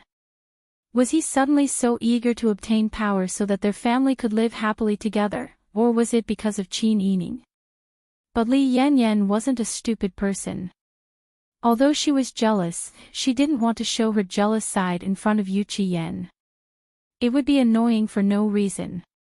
But in her heart, she hated Qin Yining to the extreme. She could tolerate Yu Qian taking in 100 ordinary concubines, but she didn't want Yu Qian to marry only one that he truly loved. Why did she always stay by Yu Qian's side like this? Wasn't it because she wanted to live a peaceful life? If Qin Yining married into the family, she probably wouldn't have a peaceful life. At that time, don't blame her for being ruthless. In contrast to Yu Qian's low spirits, Li Qitian was currently in a very good mood and sipping tea in the Empress Dowager's palace. Li Helan sat obediently to the side and poured tea for Li Qitian at the right time. She also chatted with him very humorously. Imperial Brothers' plan this time is so ingenious. By borrowing the strength of others, the family Qin will soon realize that the only person they can rely on in the capital is Imperial Brother. The Empress Dowager also smiled and said, "Your Majesty's method is very good. Watching the fire from the other side of the river will avoid provoking the fire." The Empress Dowager was a person who had a sense of propriety in her words. Even if she had any ideas in her heart, she would never discuss them in front of the emperor. This was because she knew that the emperor was a person who didn't like the imperial harem interfering in politics. As a birth mother, she only needed to live a comfortable life. If she said too much, it would implicate her family. However, although Your Majesty didn't like the imperial harem interfering in politics, there were times when he needed the imperial harem's help. For example, Li Helan this time. Heaven's might is unpredictable. Whether or not the imperial harem participates in politics, it all depends on Your Majesty's intentions. He wanted Li Helan to help, so Li Helan had to do her best. Li Qitian smiled and said, "Imperial Mother's words are reasonable. Jin just doesn't want the imperial court to be controlled by one party." As a woman, Li Qitian had never been willing to explain the affairs of the imperial court in detail. Li Helan could see Li Qitian's impatience, so she gave the Empress Dowager a look and asked, "Imperial Brother, will Lan still be in contact with Lu family?" Lan actually doesn't like the way this person usually acts. If I get close to her, there's no need for outsiders to think that Lan is that kind of person. Li Qitian laughed when he heard this. "Are you afraid that outsiders will misunderstand, or are you afraid that Prince Consort will misunderstand?" Imperial Brother. Li Helan's face flushed red, and she stamped her feet shyly. This caused the Empress Dowager and Li Qitian to laugh again. Imperial Mother. Aken and Lan still have things to talk about, so we'll take our leave first. Li Qitian laughed enough, stood up, and cupped his hands to bid farewell. The Empress Dowager didn't stay any longer and only ordered her mother to send the two off. Anyway, they were all her children. It didn't matter if they relied on and used each other, as long as they supported each other and didn't fall out with each other. Li Helan followed Li Qitian all the way to the imperial study. After the chief eunuch Li Guanwen served tea, he left under Li Qitian's signal. Li Helan then asked coquettishly, "Imperial brother, why are you looking for Lan?" Li Qitian smiled and said, "How does Prince Consort treat you?" Li Helan thought of Ji Ziyu's handsome face and recalled that day at the Liu family, when Ji Ziyu turned and left. Her face turned from red to white, and then from white to red. She already regretted it. She shouldn't have listened to the Liu family that day and let the two men she loved see her hooking up with someone else. Prince Consort treats Lan very well. Li Helan answered shyly, and then secretly looked at Li Qitian, and said softly, "Imperial brother, Lan has a presumptuous request. I hope Imperial brother can help Lan Oh. What is it? Don't hesitate to tell me." Li Qitian raised his eyebrows. Li Helan said, "Imperial brother, Lan doesn't want to live in the princess residence. How about you allow Lan to live in the prince consort's residence? After we get married, we'll live in separate residences, so we won't be able to see each other. We won't be as happy as ordinary couples." Chapter 367. When Li Helan heard this, she immediately became alert, but she didn't dare to show it on her face. She obediently blinked her large eyes and said coquettishly, "Lan and the prince consort are husband and wife. Isn't it the same no matter who asks? Moreover, the prince consort is a sawmouth gourd. Imperial brother, don't you know that?" Li Qitian smiled and said, "Forget it. Do you think we don't know your temper? You act as you please. If you move into the prince consort's residence, who knows if someone will impeach Ji Lan the moment you move in. Moreover, you're a princess. How can people talk about you behind your back for not following the rules? Imperial brother." Li Helan pulled Li Qitian's hand and shook it coquettishly. "Imperial brother dotes on Lan Moreover, what outsiders say is more important than whether Lan is happy or not." Li Qitian frowned slightly and pulled Li Helan's hand away. He said in a low voice, "Lan be obedient. Do you want people to talk about us behind our backs as peasants and military emperors ascending the throne?" Li Helan's heart trembled. Even if she didn't give up, she didn't dare to say another word. Ever since Li Qitian led the rebel army to attack Beiji, these kinds of rumors had never stopped. Even though Dezhou had been established for 4 years and the old officials of Beiji had pledged their allegiance on the surface, there were still many people talking about them behind their backs. Li Qitian cared about his reputation the most. Therefore, he was very strict about the matters in the palace. He was afraid that people would gossip about them over tea. An indescribable sadness welled up in her heart. Her imperial brother, who used to dote on her the most, no longer put her preferences first. There were too many things in her imperial brother's heart. Reputation, status, power, all of them were more important than her. She, as his younger sister, was nothing. This was the thoughts of an emperor. This was the sadness of being a princess. When Li Qitian saw Li Helan's pitiful appearance with her head lowered, Li Qitian couldn't help but feel a little bad. In the end, she was his most beloved younger sister. There were some things that he had no choice but to use her. However, when he could satisfy her, Li Qitian was willing to compensate her. "Forget it. Although it's unrealistic for you to move into the prince consort's residence, we will help you talk to Ji Lan.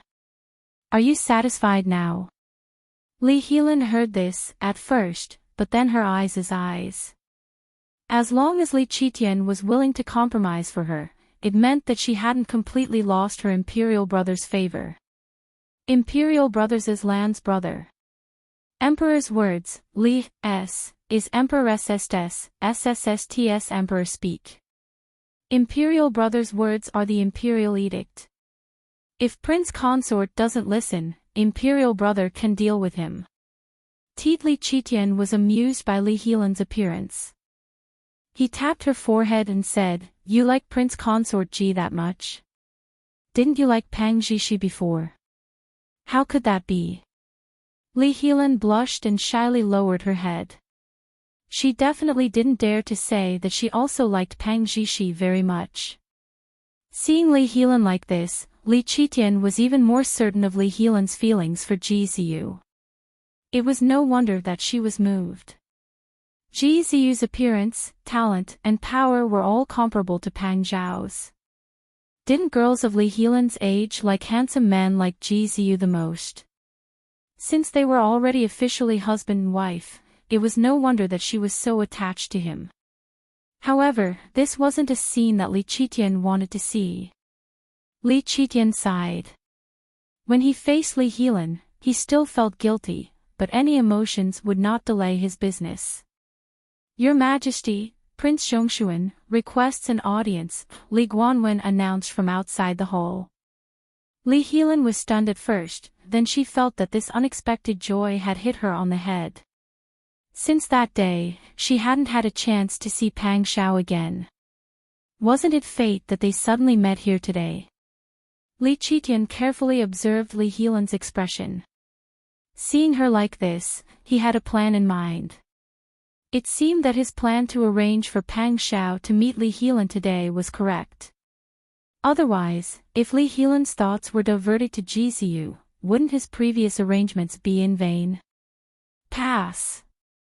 Li Chitian's low voice echoed in the imperial study, pulling back Li Helan's thoughts that were obviously wandering due to her surprise.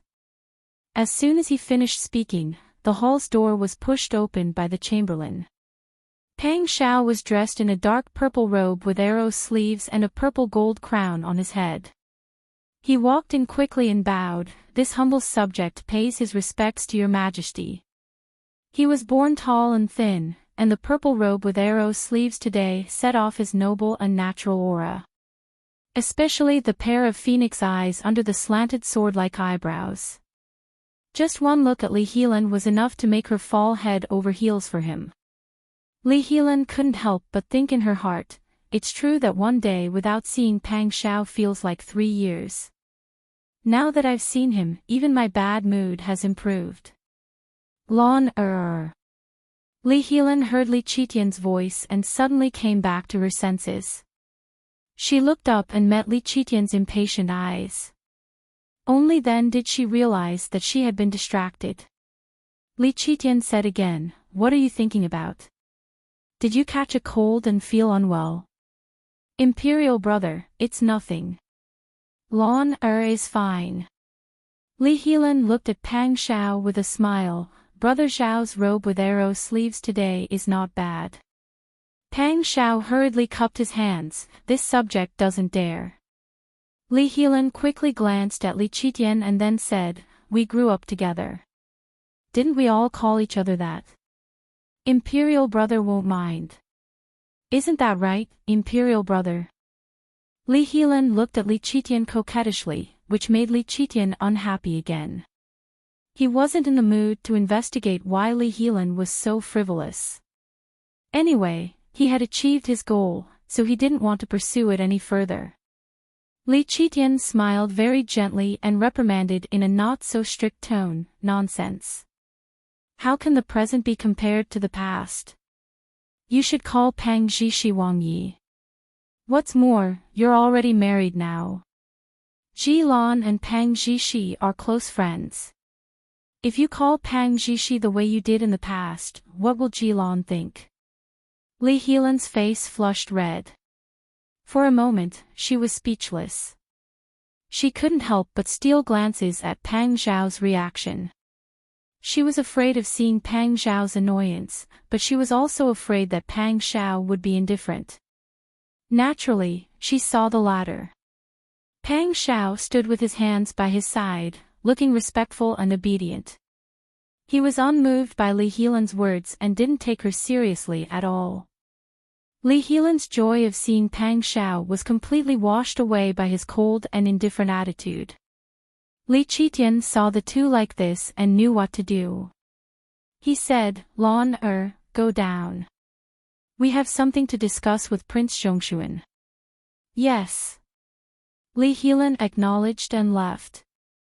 Before she left, she looked reluctantly at Pang Xiao's tall and handsome back. Li Qitian watched the door of the imperial study close and then said with a smile, "Don't mind her. That little girl has been spoiled by the Empress Dowager, but her heart isn't bad." Chapter 368. Although he said this, Pang Xiao's heart was as clear as a mirror. Li Helan was indeed interested in her, but Li Helan was just a little girl. If she didn't have anyone backing her up, how could she have the courage to be so direct? Pang Xiao knew that Li Qitian was trying to sow discord between him and Ji Ziyu. This was because Li Qitian was afraid that he would team up with Ji Ziyu to deal with him. In fact, if he was in Li Qitian's position, he would also be worried about the two generals who had a large number of troops working together. However, he wouldn't do it as unsightly as Li Qitian. People could use schemes, but they couldn't throw away their moral bottom line. However, Pang Xiao also knew that Li Qitian could only use this method to plot against him. He couldn't openly fall out with him. His sister Yi had helped him think of a way to avoid danger and successfully enter the cabinet. Currently, he was Li Qitian's only trusted aide in the cabinet. If Li Qitian wanted to make a decision, he still needed his vote in the cabinet. How could he be so ruthless? Thinking like this, Pang Xiao immediately felt that his darling was simply his lucky star. As long as he thought of her, his heart would be filled with joy. While Pang Xiao was talking to Li Qitian in the imperial study, Li Helan was standing in the courtyard outside the imperial study, expressionlessly looking at the closed door. Li Guanwen stood under the eaves of the corridor with his eunuchs. His eyes were focused on his nose, and his nose was focused on his heart. It was as if he couldn't see Li Helan. However, how could anyone not see Li Helan's resentful appearance? Li Guanwen had been by Li Qitian's side, so he had seen and known much more than others. It was just that he had kept everything to himself. Now that he saw Li Helan so sad, Li Guanwen couldn't help but sigh for the Princess Royal. "Since I've entered your Majesty's game, I can only be a qualified chess piece to survive. Otherwise, I won't have a good ending." He was just a small eunuch from the previous dynasty. How did he become the eunuch of the ceremony directorate? It was because he understood that the most important thing in following the emperor was loyalty and obedience. Princess Royal of Anyang looked like she was going to go against the emperor's will at any time. She was really dangerous. Just as everyone was lost in thought, the sound of Pang Xiao bowing and retreating came from the hall. Li Guanwen hurriedly went to open the door with the servant. There was also a young chamberlain who presented Pang Xiao's large brocade overcoat with a gray mouse fur collar. Pang Xiao took the cloak and casually draped it over his shoulders. After greeting Li Guanwen, he walked down the stairs without looking back and left. When he passed by Li Helan, he didn't even look at her. Li Helan's eyes were glued to Pang Xiao's body the entire time, foolishly looking at his figure. It wasn't until his tall and handsome figure left the courtyard and left her line of sight that Li Helan came back to her senses. Pang Xiao had left like this. He didn't even look at her. Li Helan was filled with anger. She lifted her skirt and chased after him. But Pang Xiao was tall and had long legs. Because he noticed that Li Helan was following behind him, he sped up his steps. Li Helan chased after him with the palace maid He Xiang. It wasn't easy to close the distance, but Pang Xiao's steps became even faster. Li Helan finally reacted. Pang Xiao was deliberately walking this fast, deliberately avoiding her. "Big brother Xiao." Li Helan softly called out. She didn't believe that Pang Shao would ignore her. But Pang Shao acted like he didn't hear her and didn't even turn around. Li Helan's heart was filled with grievances like a flood, almost drowning her. Why? Why did he treat her like this? Ji Ziyu was cold to her. Her royal brother didn't care about her happiness and her mother told her to listen to her royal brother. It was like she wasn't a person, but someone else's accessory, a tool. Now, even Pang Shao was treating her like this. Big brother Shao. Li Helan raised her voice in anger and grievance. Her roar shook the ice and snow on the eaves that were about to melt. The eunuchs and palace maids in the corridor were also shocked. When they turned around and saw that it was Li Helan, they hurriedly lowered their heads and quickly retreated, not willing to look closely. But Pang Shao continued to stride forward, refusing to pay attention to her. Li Helan lifted her skirt and shouted as she ran, "Big brother Shao! Pang Shao! Stop right there!" She ran until she was out of breath. The hairpins on her temples were late, but her voice was getting louder and louder. Pang Xiao's brows were almost twisted into a knot. Li Helan was actually so unbridled and unrestrained in the imperial palace. She was shameless, but he still had to take into account his relationship with Ji Ziyu. Pang Xiao suddenly stopped and turned around, coldly looking at Li Helan. Li Helan ran until she was out of breath. Her hair was tangled with the golden bead tassels on her temples and her face was covered in sweat, looking very sorry. But her eyes were filled with grievance and anger, making them even brighter than normal. "Big brother Shao. Why are you ignoring Lan, Pang Shao resisted the urge to roll his eyes at her and respectfully said with a lowered head, reporting to the princess, "This minister was thinking about your majesty's orders and was lost in thought, so I didn't hear the eldest princess' voice." This reason, even Li Helan couldn't reprimand him. Good. Very good. Li Helan gritted her teeth and after a long time, she said, "Then this princess orders you to bring me to a restaurant to sit down and drink a cup of wine with me. Do you hear me?" Pang Shao said with a faint smile, "This minister hears you, but the eldest princess must be joking. If the eldest princess wants to drink, naturally it's best to find the prince consort. What kind of person is this minister? The eldest princess shouldn't joke with this minister. What kind of person are you? What kind of person are you to me?" Pang Shao moved back a few steps like he was avoiding the plague. "Eldest princess, please don't joke. This minister has nothing to do with the eldest princess. If you speak like this, you really don't follow the rules. If others saw this, wouldn't they misunderstand? Even if the eldest princess doesn't care about your reputation, this minister still has to consider my reputation. You! What did this princess do to you? Why are you avoiding me like I'm a scourge? Eldest princess, please don't pester me endlessly. Your Majesty has given this minister an important task, so this minister will leave." Pang Shao cupped his hands without any mercy and turned to leave. Li Helan wanted to continue chasing, but He Xiang hurriedly stopped her. "Eldest princess, don't be impulsive. This is the palace road. There are many people coming and going. If it was passed to the ears of the prince consort, wouldn't it cause a misunderstanding? Eldest princess, you have to reconsider." Li Helan's tears fell like rain as she sobbed while wiping her tears. "What do I care about? One after another, they don't care about me anymore.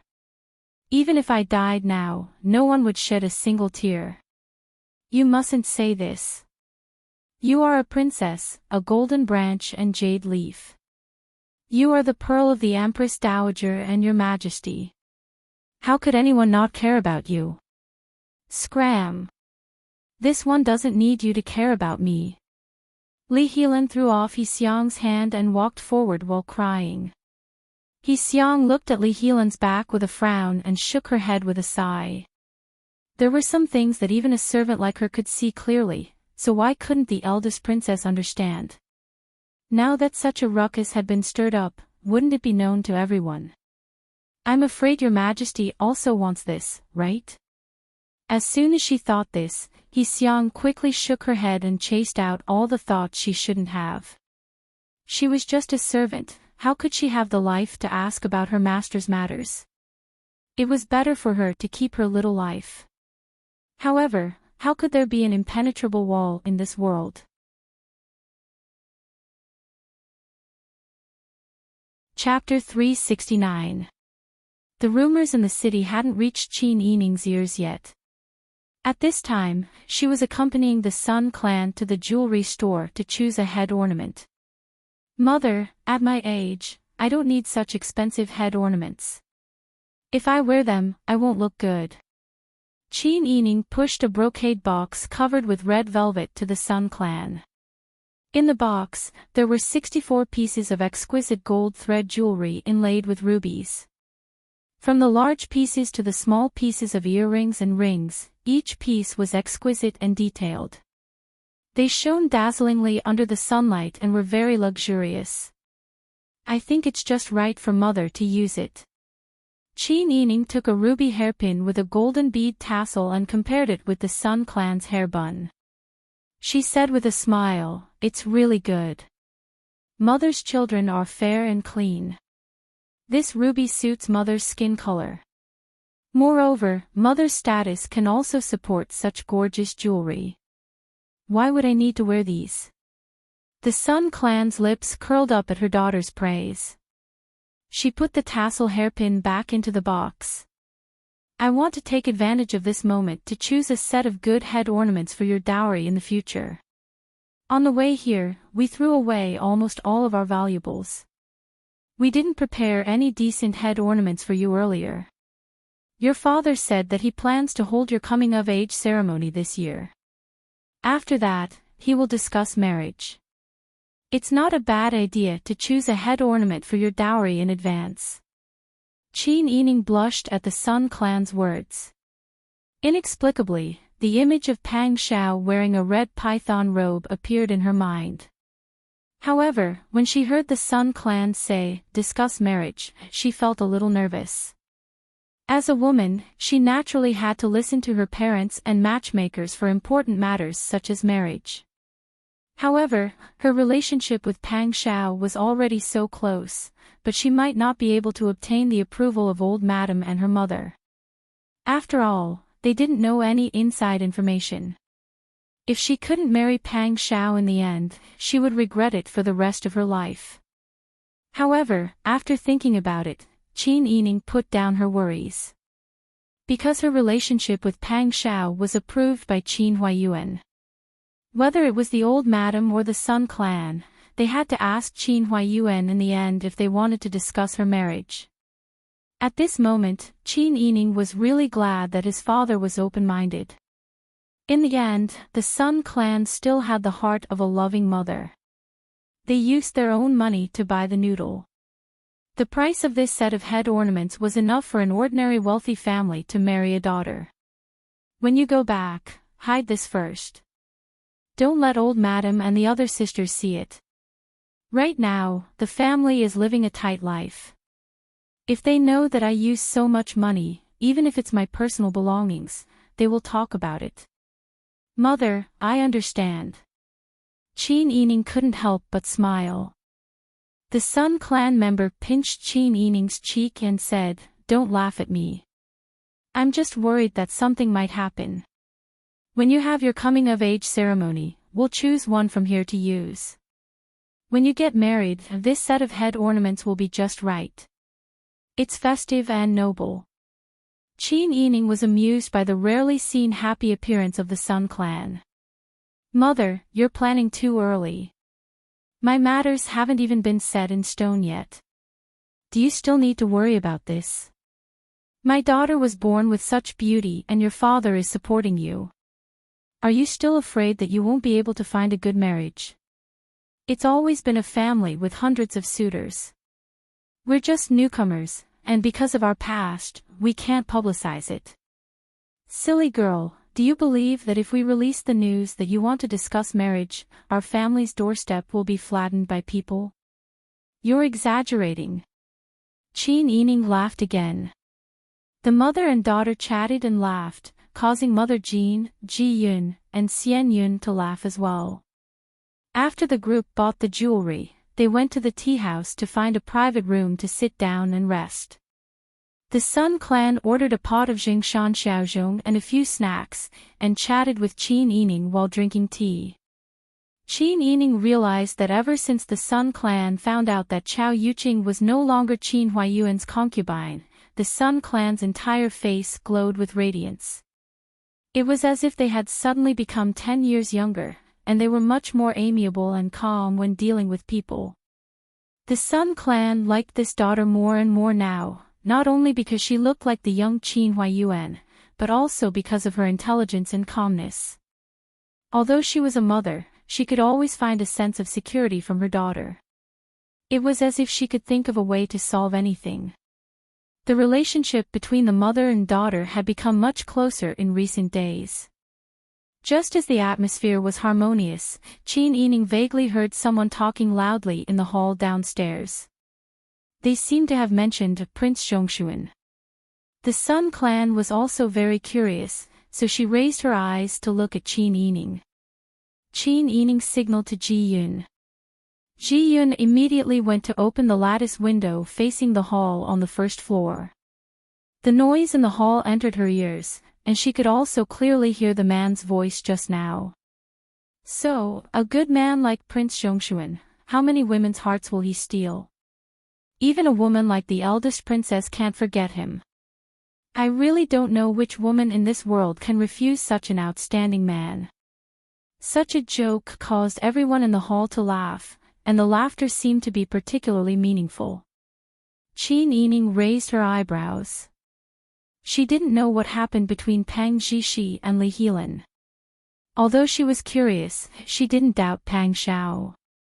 They had been through so many ups and downs, so how could she not know Pang Zhao's sincerity towards her?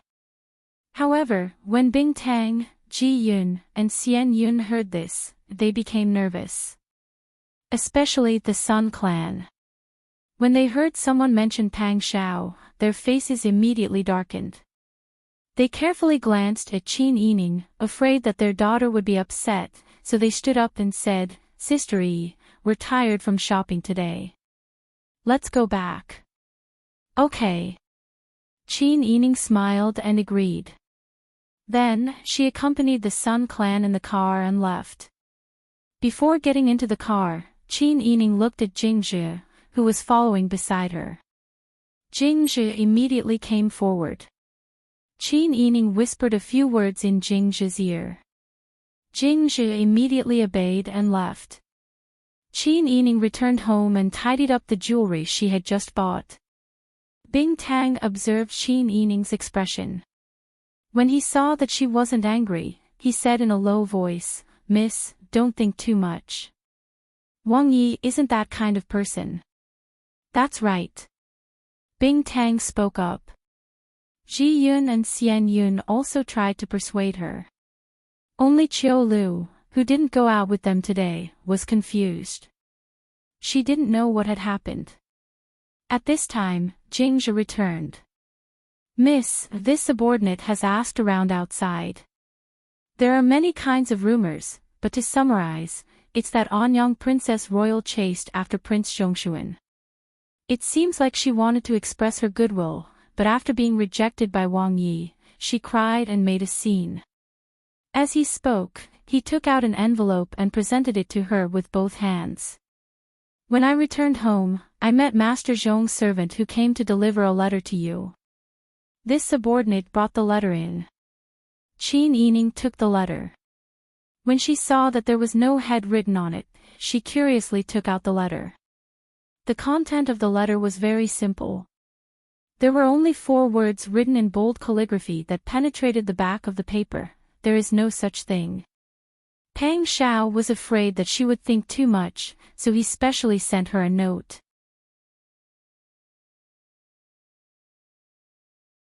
Chapter 370. In fact, even if Pang Xiao didn't explain, Qin Yining wouldn't have suspected him. Since she knew what Li Qitian was thinking, how could she not see that there was something fishy about this matter? She was just curious. What was Li Helan thinking this time to do such a thing? Did she really not care about Prince Consort Ji's feelings anymore? Or was Li Helan tired of her current marriage? Qin Yining found it hard to imagine that there was such a woman in the world. She had just gotten married, but she was already looking for a boy toy behind her husband's back. She was hooking up with one and hanging on to another. Did she not feel tired at all? Miss?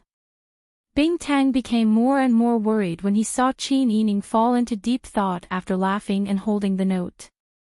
Qin Yining came back to her senses and smiled. It's nothing. She turned to Jingzhe and said, I'll have to trouble you this time.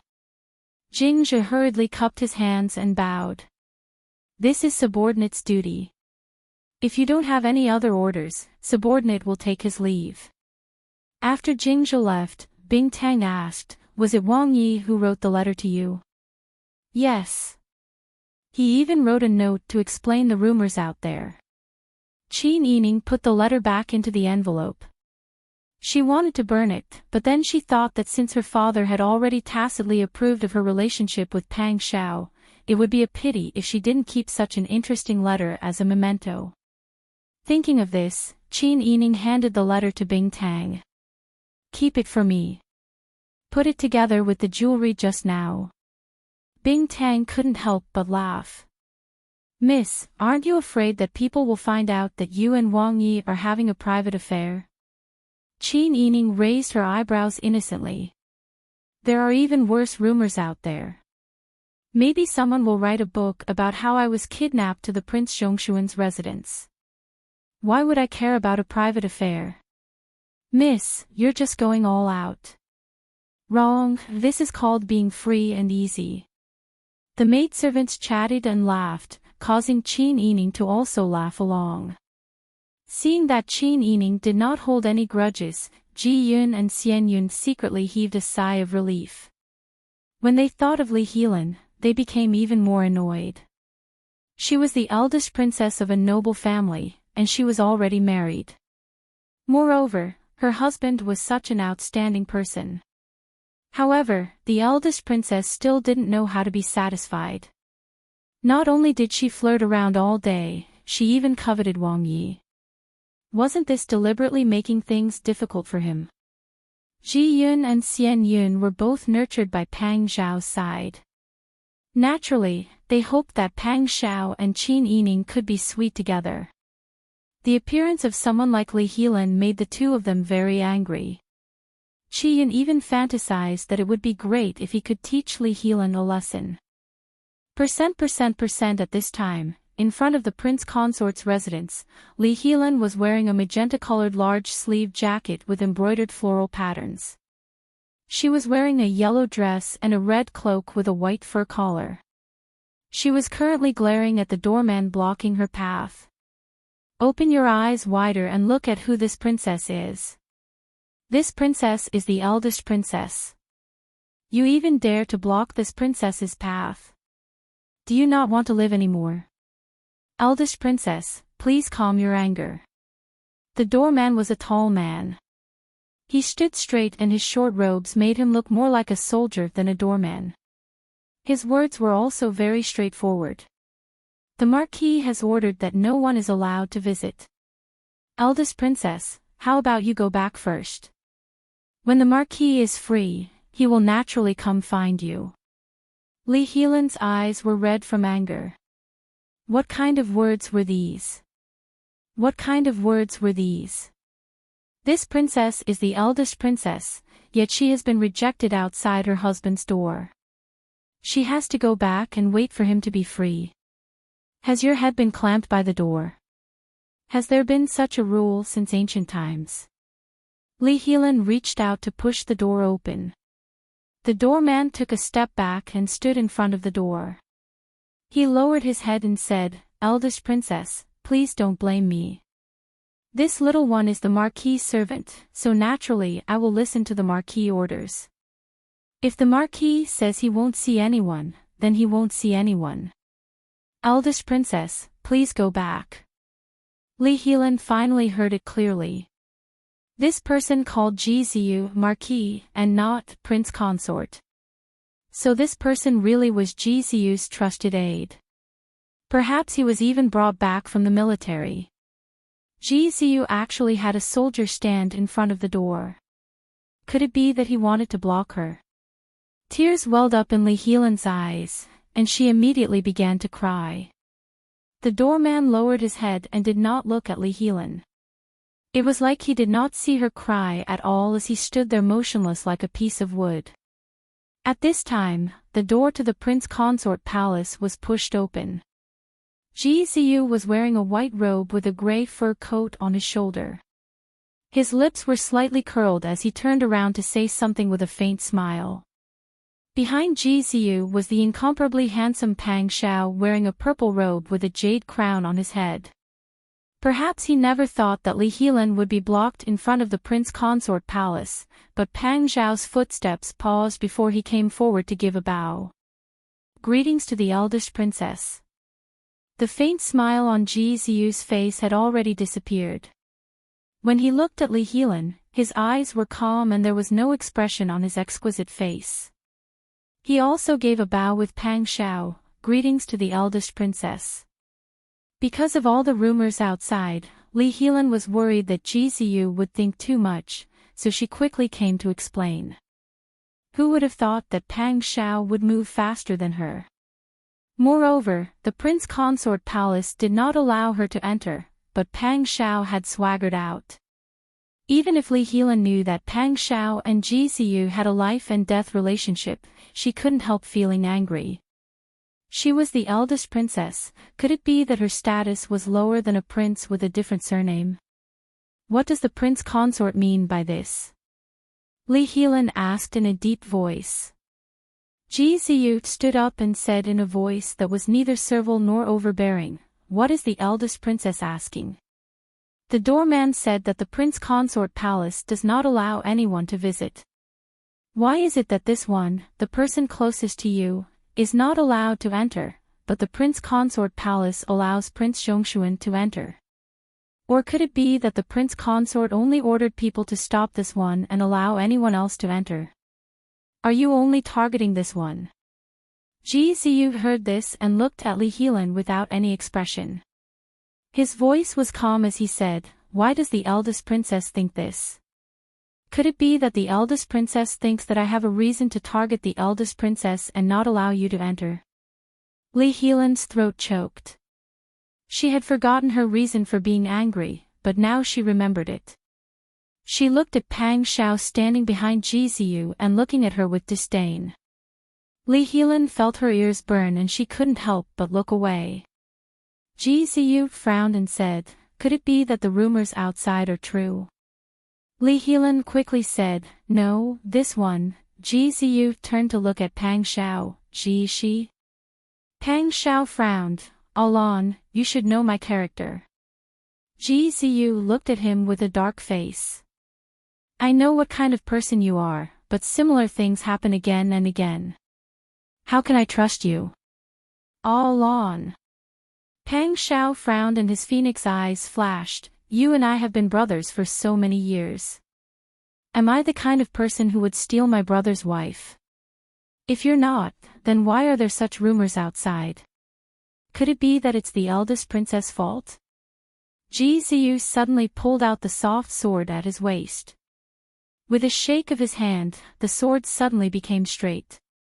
"Pang Jishi, you can't play with your friend's wife. Do you understand? You know what kind of person I am. How could I do such a thing? If you didn't take the initiative, could it be that the eldest princess seduced you? If you're a man, you have to admit your mistakes. What's the point of hiding?" Jiziyu was extremely angry as he swung his sword to stab. Pang Xiao was startled by his sudden movement and quickly dodged to the side. The two of them actually began to fight in front of the Prince Consort's residence. Li Helan was simply stunned seeing this. How could she have thought that Ji Ziyu would actually fight for her? Normally Ji Ziyu didn't care about her. That kind of cold attitude made Li Helan lose confidence. Seeing Ji Ziyu this angry, he clearly still cared about her. Otherwise, with the brotherly feelings between Ji Ziyu and Pang Xiao, why would they fight? Li Helan's heart was filled with sweetness and satisfaction. There was also a little bit of pride as she felt her vanity being satisfied like never before. But thinking about Li Qitian's orders, Li Helan suddenly felt a chill run down her back.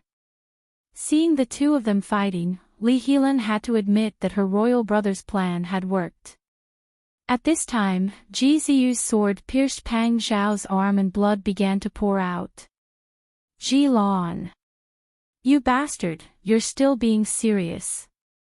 Are you still brothers? Playing with my wife, what kind of brother are you? Bullshit. Pang Xiao was filled with anger when he heard this. He also fiercely kicked Ji Ziyu's shoulder. Ji Ziyu was kicked back 2 steps. He angrily threw down his sword and began to fight with Pang Xiao with his bare hands. The two of them had high martial arts skills, but the two of them were fighting without any rules. They were like 2 children fighting over candy. The doorman and Huzi both came forward to stop the fight. The servants of the prince consort's residence heard the commotion and quickly came forward to stop them. This kind of chaotic scene attracted the passers-by to watch the show. The prince consort's residence was surrounded by high-ranking officials and nobles, so most of the passers-by were the servants of the neighbors. Seeing the eldest princess on the side trying to stop the fight, Prince Consort Ji and Prince Zhongshuan were fighting with their bare hands. They were kicking and swinging their fists, causing everyone to be stunned. Not only were they thinking that the rumors outside might be true. Li Helan anxiously circled around the two of them and kept shouting, "Stop, this one orders you to stop." But the two of them ignored her. Only when the two of them had wounds on their faces and one of them had blood flowing from the corner of his mouth and one of them had a red patch on his forehead did they stop. They were pulled back by their servants as they angrily stared at each other while panting. Pang Xiao wiped the blood from the corner of his mouth and turned to leave. Ji Ziyu rubbed his red forehead and pursed his lips as he watched Pang Xiao leave with his people. Finally, he turned to return to his residence. Prince Consort. Li Helan came forward to hold Ji Ziyu's arm. "You're injured, this one will help you apply medicine." Li Helan's tone was unprecedentedly shy. Ji Ziyu helped her up and coldly said, "If the eldest princess wants to serve me, you can tell the mama and send this official over. The prince consort's residence is not a place you should come to, please go back."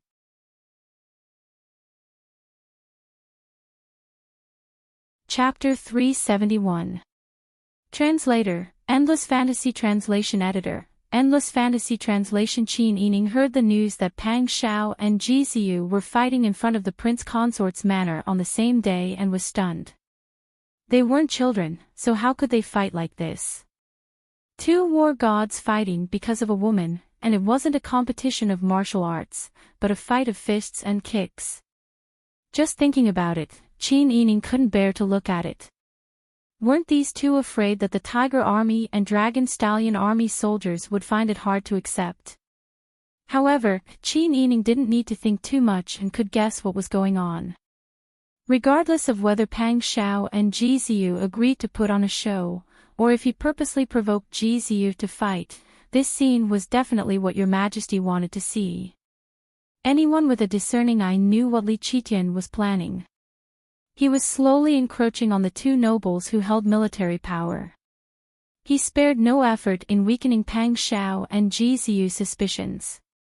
For example, Ji Ziyu, who was more obedient, he thought of ways to rope them in. For example, for Pang Xiao, who had high prestige but was still stubborn, he continuously weakened them. In short, the current situation in the imperial court should be very much to Li Qitian's liking. As expected, when Li Qitian heard the eunuch report that the two were fighting in front of the prince consort's manor, his eyebrows raised high. His finger, which had a jade ring on it, tapped on the armrest of the dragon throne happily. However, his face had an expression of disbelief as he frowned and said, "Are you sure you didn't hear wrong?" Head eunuch Li Guanwen hurriedly smiled and said, "Your Majesty, how could this servant not hear such a small matter clearly?" This piece of news really surprised this servant. The people outside have already spread the news. Everyone is saying that Prince Zhongshuan and Prince Consort Ji were angry because of a beauty. In their anger, they didn't even care about their face. This banter put Li Qitian in a good mood. He couldn't help but chuckle and shake his head. He's still young after all. He's still in the mood to fight over a girl. Li Qitian said with nostalgia in his eyes, "I don't even remember if I've ever felt this way before." Li Guanwen raised his eyebrows. He wondered what Your Majesty was thinking. Why would she talk about love with him, a chamberlain? He wouldn't understand. However, there was still a lot of flattery in his mouth. "Your Majesty, you are at the best age for a man. There are so many women who admire you. You are just busy with court affairs and have no time to talk about these things." Li Qitian smiled and shook his head. "Those vulgar women, each and every one of them is only trying to flatter me because I am the emperor, in order to obtain benefits from the gaps between my fingers. I know that in my heart. Your Majesty, you are the ruler of the world. You are rich and in the prime of your life. How can you ask women not to fear your dragon nature?" These words were said with a bit of rebuke and a bit of jest. More of it was said with the lowly status of a chamberlain. He praised Li Qitian's majesty as the emperor and his charm as a man. Li Qitian didn't say anything, but he was very happy in his heart. His mood was better than ever. "You servant, you know a lot. How could this servant know these things?" "I just saw it with my own eyes and spoke the truth." Li Guanwen appeared to be in fear and trepidation. Li Qitian laughed again when he heard this. He snorted and said, "You have a glib tongue. You only know how to say nice things to coax me. This servant doesn't dare. This servant is loyal and devoted to your majesty. I only know how to speak the truth." Li Qitian finally couldn't help but laugh. "I know you are loyal. Forget it. You go to Prince Zhongshuan's residence and Prince Consort's residence for me. Call the imperial physician and take a good look at their injuries. Don't make their injuries too serious." Li Qitian stood up and paced a few steps with his hands behind his back. He shook his head and said, "They are both pillars of the country. The war hasn't even started yet, but they are already killing each other. It's really unseemly for outsiders to see. You also say a few words to them for me." "Yes. This servant will definitely bring your majesty's care and admonishment." Li Qitian nodded with satisfaction. He was very satisfied that Li Guanwen had grasped the main point of his words. He waved his hand and said, "Go. Carefully observe their situation and report back to me." "As you wish." Li Guanwen's expression turned cold. He secretly analyzed what kind of news Li Qitian wanted to hear the most. He respectfully retreated. Li Guanwen first took Imperial Physician Ma to the Prince Consort's residence. Ji Ziyu's handsome face was cold like an ice sculpture. Facing Li Guanwen, a great eunuch that many officials wanted to curry favor with, he only nodded slightly. Li Guanwen didn't dare to neglect.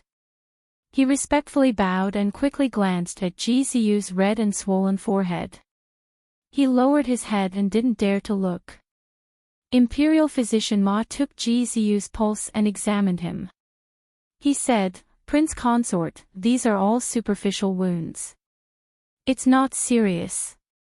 Apply some medicine to promote blood circulation and remove blood stasis. It'll be fine after a massage." Gzu faintly responded. When Imperial Physician Ma went to instruct the servants on how to apply the medicine, Li Guanwen said, Prince Consort Ji, Your Majesty instructed this servant to ask you what exactly happened. Gzu coldly snorted. Pang Zhishi is too much of a bully. She deserves a beating. He angrily flicked his sleeves and left.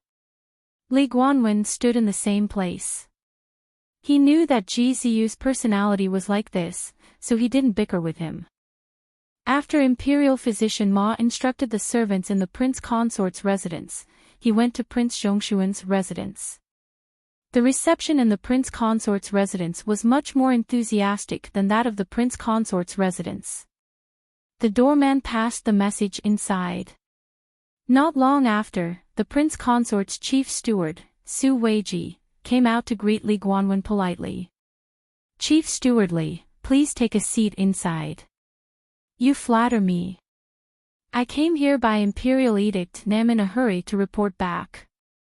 May I know where Prince Zhongshuan is? A trace of embarrassment flashed across Su Weiji's face. He tried to cover it up and said, Prince Zhongshuan will be coming out soon. When Li Guanwen saw this, he became even more curious. Su Weiji led Li Guanwen to the front hall first. He accompanied him on the side and urged the servant to pass the message inside. He lowered his voice and instructed, just say that Chief Steward Li from the palace is here. If Madame Pang wants to be punished to kneel, wait a moment.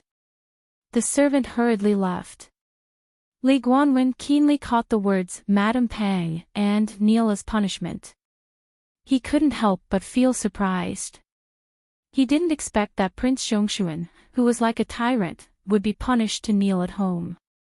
Li Guanwen thought for a moment and suddenly realized something.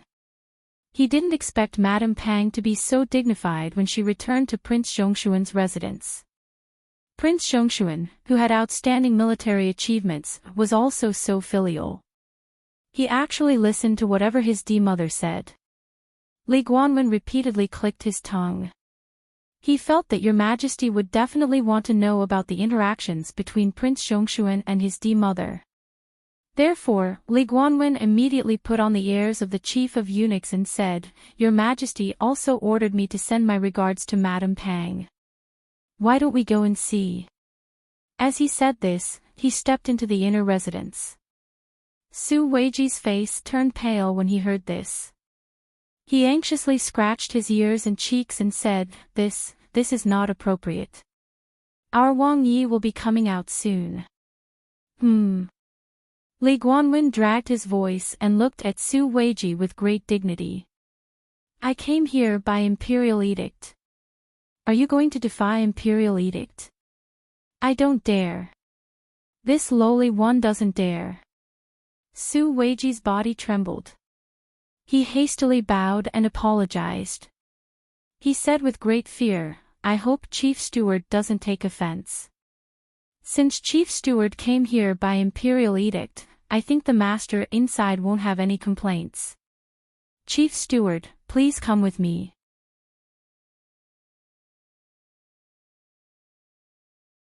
Chapter 372. It was the first time that Li Guanwen had a chance to visit the inner residence of Prince Zhongshuan's mansion carefully. Although he kept a straight face along the way, his eyes looked around flexibly. Su Weiji led the way in the front and warmly turned back to greet him from time to time. However, Li Guanwen could see Su Weiji's nervousness and embarrassment from his expression. Did he think that he didn't know? No wonder the housekeeper of the prince's mansion was embarrassed. Wang Yi was not a child. He was already an adult, but he was still punished by his official mother to kneel because of a fight outside. If this happened to him, he would also be embarrassed. They entered the inner residence and went straight to the upper house. Li Guanwen asked inconspicuously, Madame Pang lived in the upper house after returning to the mansion. Yes, after Madame Pang returned to the mansion, Madame Dowager said that Madame Pang should be respected as the Madame of the Pang family. So, she moved the pine crane hall out of the upper house and moved it to the backyard. Oh. Li Guanwen couldn't help but say in surprise, Madame Dowager is so righteous. It's really admirable. Prince Xiongxuan was not even the son of a concubine of Madame Pang. Moreover, the Pang family had some disputes in the past. When Your Majesty sent Madame Pang to Prince Xiongxuan's mansion, Prince Xiongxuan would only treat her with courtesy. No one would say anything bad about it. Who would expect that Prince Xiongxuan would treat his official mother so well? Whether the reason for this kindness was out of respect for his official mother or loyalty to Your Majesty, Li Guanwen really admired Pang Xiao for being able to do this. What about Old Master and Madame Dowager? Li Guanwen asked again. Su Weiji smiled and said, now they also live in the Pine Crane Hall in the backyard. Madame Dowager lives with Old Master and Madame Dowager. Li Guanwen nodded and noted it down. While they were talking, they arrived at the upper courtyard. Li Guanwen happened to see a little girl running in. It seemed that the servant had just gone to the second gate and told the old maid guarding the gate. The old maid then asked the little girl to pass the message, so she was a little late. Li Guanwen quickened his pace and saw the little girl running into the courtyard. In the middle of the courtyard, there was indeed a familiar tall figure kneeling there. Prince Xiongxuan was actually forced to kneel by his mother. Even though Li Guanwen had already heard some of it, he couldn't help but be dumbfounded at this moment. It was because Pang Zhao's domineering and majestic image was too deeply rooted in people's hearts that Li Guanwen couldn't connect this embarrassed person who was punished by his official mother to kneel with the god of war Wang Yi in his memory, who could make enemies tremble with fear with just a stare. Pang Xiao might have heard the little girl's message. He suddenly turned around and saw Li Guanwen enter the courtyard under the lead of Su Weiji. Li Guanwen clearly saw the unwillingness and embarrassment on Pang Zhao's face. Pang Xiao didn't care about continuing to kneel as punishment. He stood up and looked at Su Weiji with a sullen face. Steward Su, how are you doing your job? Why didn't you inform me earlier that Chief Steward Li was coming? How can this prince neglect Chief Steward Li like this? How can this be? Li Guanwen had served Your Majesty for many years and understood the thoughts of this kind of person. Even though Prince Xiongxuan's military power had been stripped, his prestige in the military was still the same. This was a person that even Your Majesty had to be wary of. How could he, a chief of the eunuchs, offend him? Therefore, Li Guanwen lowered his head and bowed, respectfully waiting on the side. He didn't have the arrogance that he had when he arrived. Su Weiji lowered his head in fear and trepidation. He bowed and said, in reply to Wang Yi, Chief Steward Li came under the imperial order. This lowly one also had no choice. Please forgive me, Wang Yi. Pang Xiao looked at Su Weiji with a sullen face. Before he had time to speak, the curtains in front of the main room's door were lifted up by someone. A woman in her 50s with a plump figure and gray hair came out of the door with the help of a maidservant. Madame Pang's face was full of wrinkles, especially the deep wrinkles between her eyebrows, which made her face look full of anger. Even if she didn't show any expression, she seemed to be in a rage. Her appearance when she was young was already indistinguishable. But now it seemed that she was a bad-tempered person with thin lips and harsh lips. Wang Yi. You must not vent your anger on others.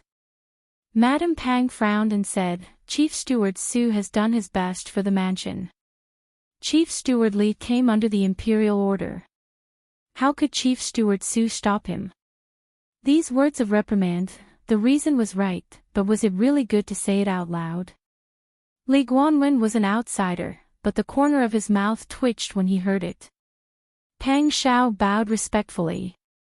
His attitude wasn't intimate, but he said respectfully, Thank you, madam, for your guidance. Madame Pang responded in a drawn-out voice. Then, she slowly walked down the stairs. When she arrived in front of Li Guanwen, her attitude had changed completely. A smile hung on her angry face. Her voice wasn't as serious as when she talked to Pang Xiao. Instead, she said with a smile, "I'm really rude. This old woman has just arrived in the mansion.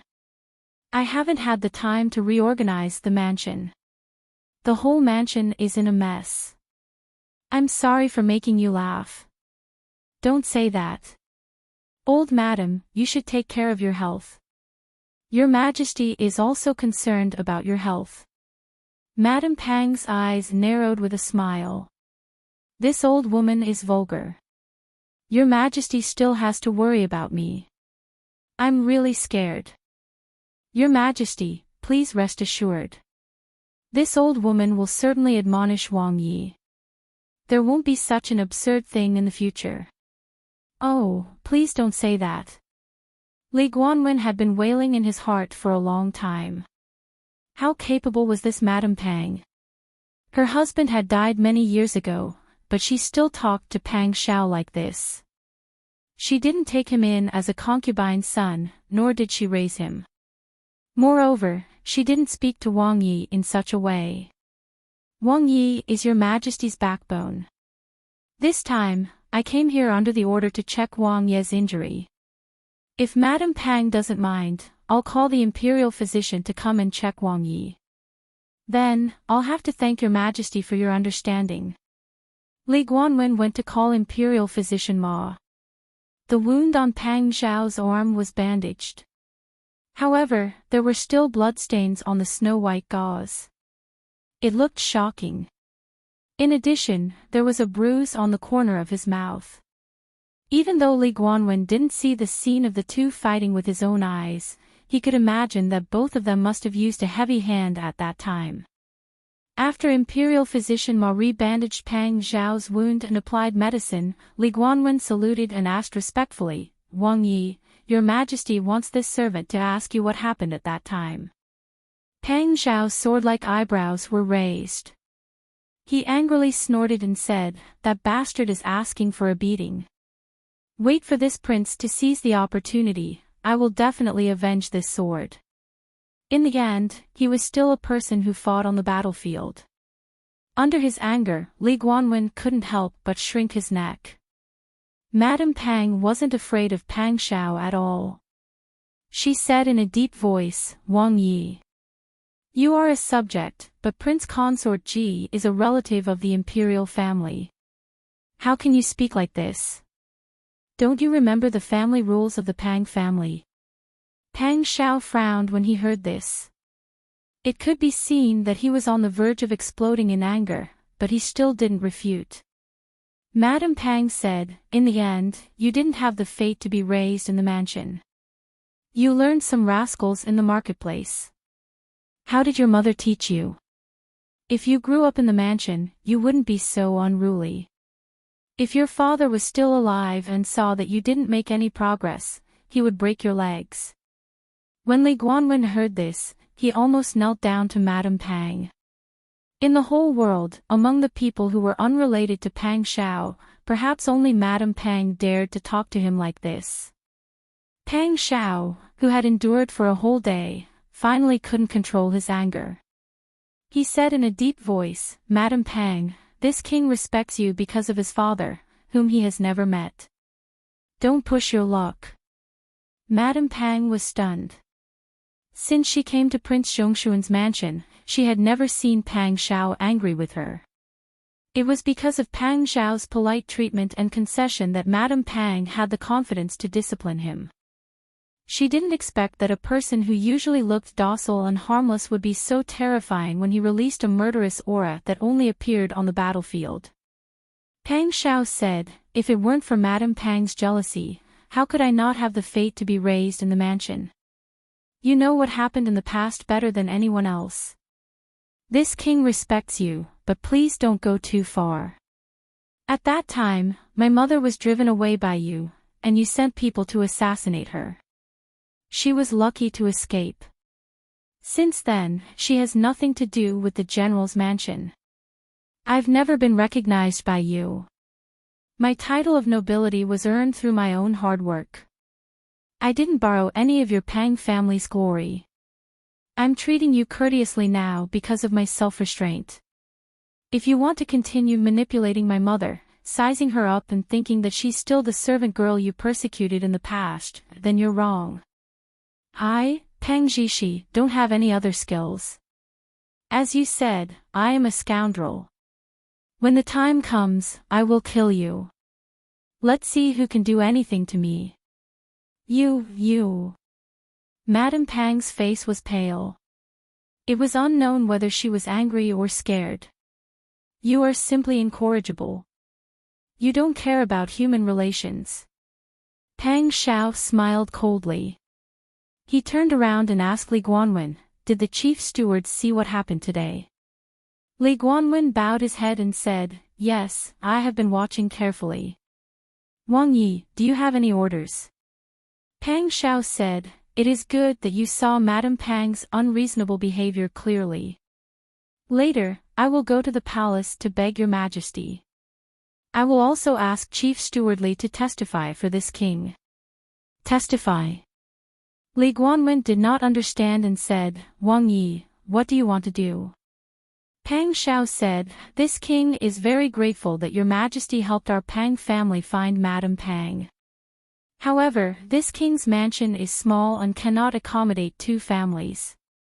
Madame Pang made things difficult for my grandfather and grandmother. My mother was also ordered around by her. When this king saw this, he did not know why he opposed Beiji's tyranny in the first place. Beiji did not oppose at that time. Aren't they living like this? A woman who caused trouble was enough to cause chaos in the entire family. Pang Xiao did not want to keep Madame Pang, but it was your majesty's arrangement at the beginning, so he could only obey. Now that so much time had passed, he might as well take advantage of his bad mood today to remove this nail from the mansion. Li Guanwen's heart thumped when he heard this. Even Madame Pang's expression changed greatly. She said anxiously, what right do you have to send me away?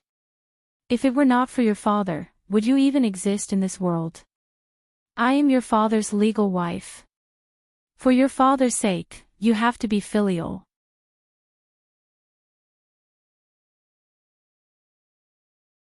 Chapter 373. Li Guanwen's forehead was dripping with cold sweat. Your Majesty's thoughts couldn't be guessed randomly. However, Li Guanwen had been by Li Qitian's side all the time. He had some understanding of Li Qitian's thoughts and decisions. Li Guanwen knew that Li Qitian was on guard against Pang Xiao. He also knew that finding Madame Pang and sending her to Pang Xiao was not necessarily out of good intentions. He had no right to comment on this matter. However, he knew that Your Majesty wouldn't want Madame Pang to be driven out of the Wang mansion. Even if she was to be driven out, it couldn't be when he was present. Otherwise, Your Majesty would be in a bad mood. What if she took her anger out on him? Li Guanwen said with a smile, this servant understands Wang Ye's filial piety. Presumably, Madame Pang can also understand your feelings. However, even if you understand, the people outside may not understand. If someone slandered Wang Ye's good intentions as not serving his official mother, what should we do? Madame Pang heard this and secretly breathed a sigh of relief. She said in agreement, Wang Yi, if you are angry, you can be angry. However, you can't ignore the Pang family's reputation. In any case, I am your official mother. Don't tell me you don't want to serve your official mother. If these words were to spread, wouldn't others slander our Pang family? Li Guanwen had already felt that Pang Xiao seemed to be wavering after saying those words. However, who would have thought that Madame Pang would suddenly interrupt and say such unpleasant words? It wasn't like she was talking to a 3-year-old child. How could she threaten and reprimand her? With such words, which man with a bit of courage would yield? What's more, Pang Xiao wasn't even born in the Pang family. Her mother was even persecuted by Madame Pang. Pang Xiao didn't kill Madame Pang. Instead, she followed the imperial edict and brought her back to support her. This was already very unexpected. Sure enough, Pang Zhao's face turned even uglier. He ignored Madame Hua and pretended not to hear her. He turned to Li Guanwen and said, "Thank you for your kind intentions, Chief Steward Li. However, this king is sincere and wholeheartedly wants the best for Madame Feng, so he doesn't care what others say or think. As long as Madame Feng could have a good life, it would be fine. This king is worried that Madame Pang will be angered to death if things go on like this." After saying that, Pang Xiao shot a cold glance at Madame Pang. Madame Pang felt as if her heart had been stabbed a few times with an awl.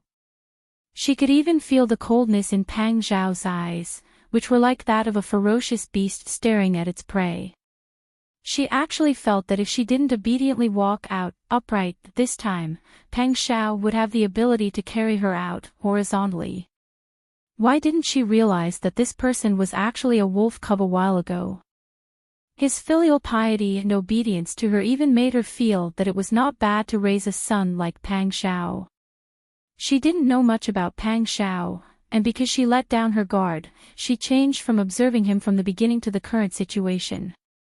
If she had known that this person's true nature was so difficult to get along with, she wouldn't have spoken like this. If she was really moved out of the mansion because of this, who knew how furious Your Majesty would be? How could she bear the consequences? Madame Pang frowned, and the creases between her eyebrows became deeper. Her fingers tightly grasped the sleeves of her gown, and her lips opened and closed, but she couldn't say anything softly because of her face. She felt that even if she softened her words, Pang Xiao wouldn't let her go, given his temperament. The result would be the same, so why should she make a pointless struggle? Li Guanwen looked on coldly and couldn't help but shake his head at this moment. He didn't know if Your Majesty had contacted Madame Pang in private. If Madame Pang was really someone arranged by Your Majesty, he could only say that Your Majesty didn't choose a good person this time. She couldn't see the opportunity, didn't know how to judge the situation, and didn't know how to be flexible. Madame Pang only knew how to be rude and unreasonable and put on the airs of a mistress.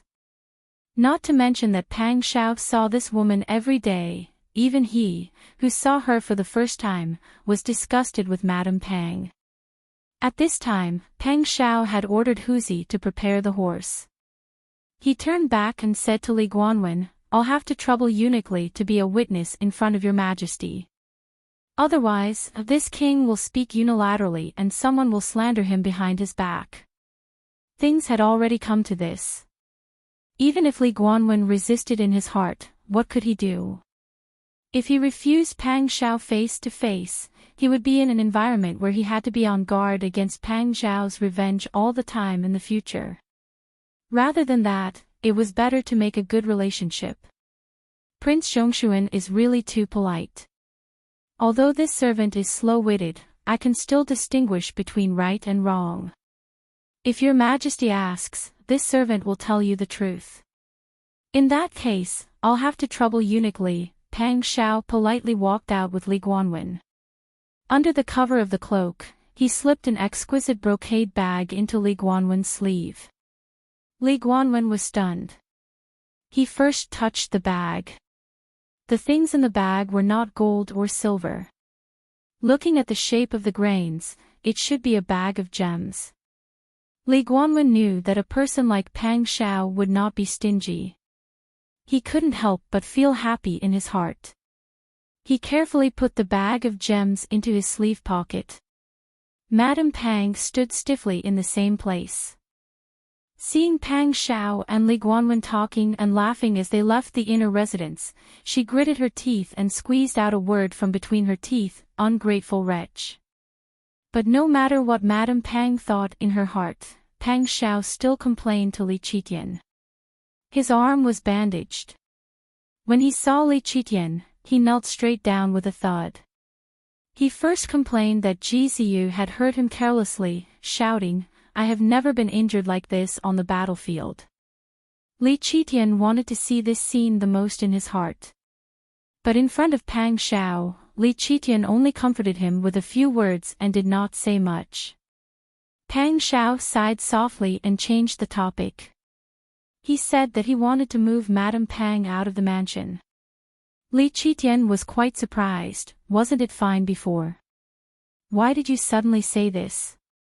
Pang Xiao reported to Li Qitian what had happened in the mansion just now and asked Li Guanwen to be the witness. Li Guanwen did not dare to speak for Pang Xiao, but he also did not dare to do nothing. Therefore, when Li Qitian asked about the situation at that time, Li Guanwen cleverly told the truth and showed Pang Xiao's helplessness incisively and vividly. He restrained himself from expressing any emotion and did not affect Your Majesty's judgment. For a moment the imperial study was so quiet that one could hear a pin drop. After a long time, Li Qitian weighed the pros and cons and nodded in agreement. You should choose a good house. After all, she was officially married to General Siyu. It is not good to neglect her. Yes. I will respect Your Majesty's teachings. Although I will live in another mansion, I will not treat Madame Pang unfairly. Well, that's good. Li Qitian comforted Pang Xiao again and asked him to leave.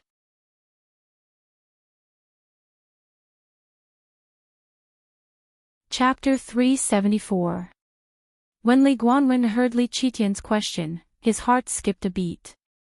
He hurriedly lowered his eyes to hide the emotions in his eyes. His mind was thinking quickly, and in a breath, he said, replying to Your Majesty, from what this servant saw, even if Prince Consort Ji was not as straightforward as Prince Zhongshuan, he was not far off. However, Prince Consort Ji's temperament has always been cold. The fact that he could say a few harsh words already proves that he was angry. When Li Qitian heard this, he thought for a moment and nodded. We understand. Are their injuries okay? Li Guanwen respectfully replied, replying to Your Majesty, Imperial Physician Ma went to take a look. The bump on Prince Consort Ji's forehead is not small.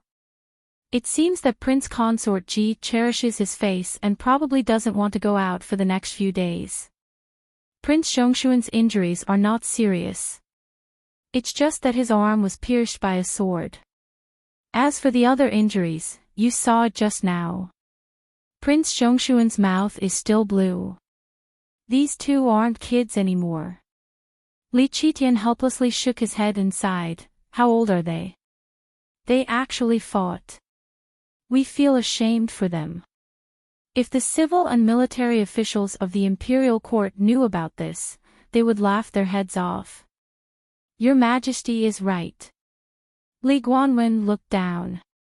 He had a premonition that this matter was not far from being known by the civil and military officials of the imperial court.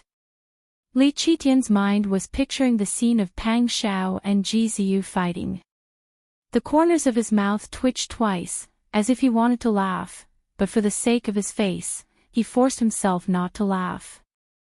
When Li Guanwen saw this, he hurriedly lowered his head even more. When Your Majesty was in such a good mood, he just needed to be an invisible person. This was to prevent Your Majesty from venting his anger on him when he was in a bad mood in the future. Li Qitian thought for a moment before realizing that Li Guanwen had already retreated to the side. He was very satisfied and smiled as he ordered Imperial Physician Ma to ask more questions. Finally he thoughtfully called out to Li Guanwen, tell the Imperial Institute of Medicine to check their pulse in 3 days, especially Prince Zhongshuan. After all, the one who injured him was my brother-in-law. After pausing for a moment, he said, I remember that there is a red coral ornament in the storehouse.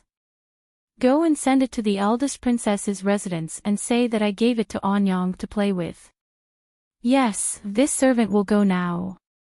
Qin Yining was sitting in the carriage at this moment. He frowned and asked Xian Yun, what did she say? Didn't you say that it was just a fight? How did you get hurt? Xian Yun said, this servant doesn't know the details. This servant only heard about it when I left the residence. Prince Consort Ji was so angry that he stabbed Wang Yi.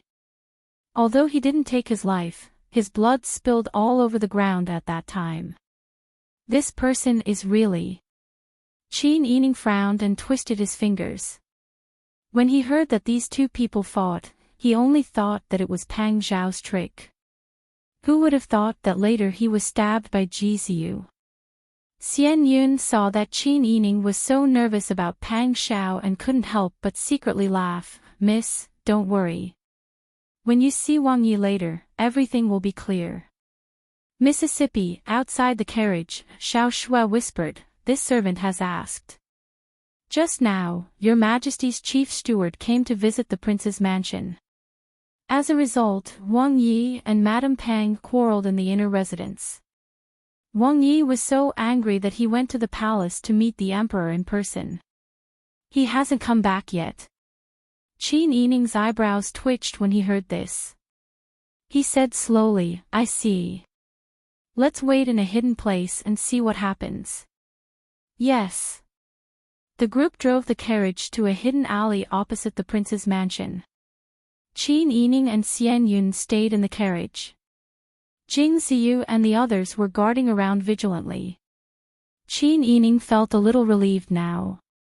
He still had the strength to go to the palace to meet the emperor, which meant that his injury was not serious. However, it was hard to say with Pang Zhao's character. He was used to being tough. If he really wanted to stand out for something, he could endure the injury. However, why did Pang Zhao quarrel with Madame Pang and then go to the palace in a hurry? Qin Yining's fingers gently tapped on the small table, making rhythmic, slow, and crisp sounds. Some clues in her mind were pieced together. She had more guesses. However, Qin Yining did not wait for long.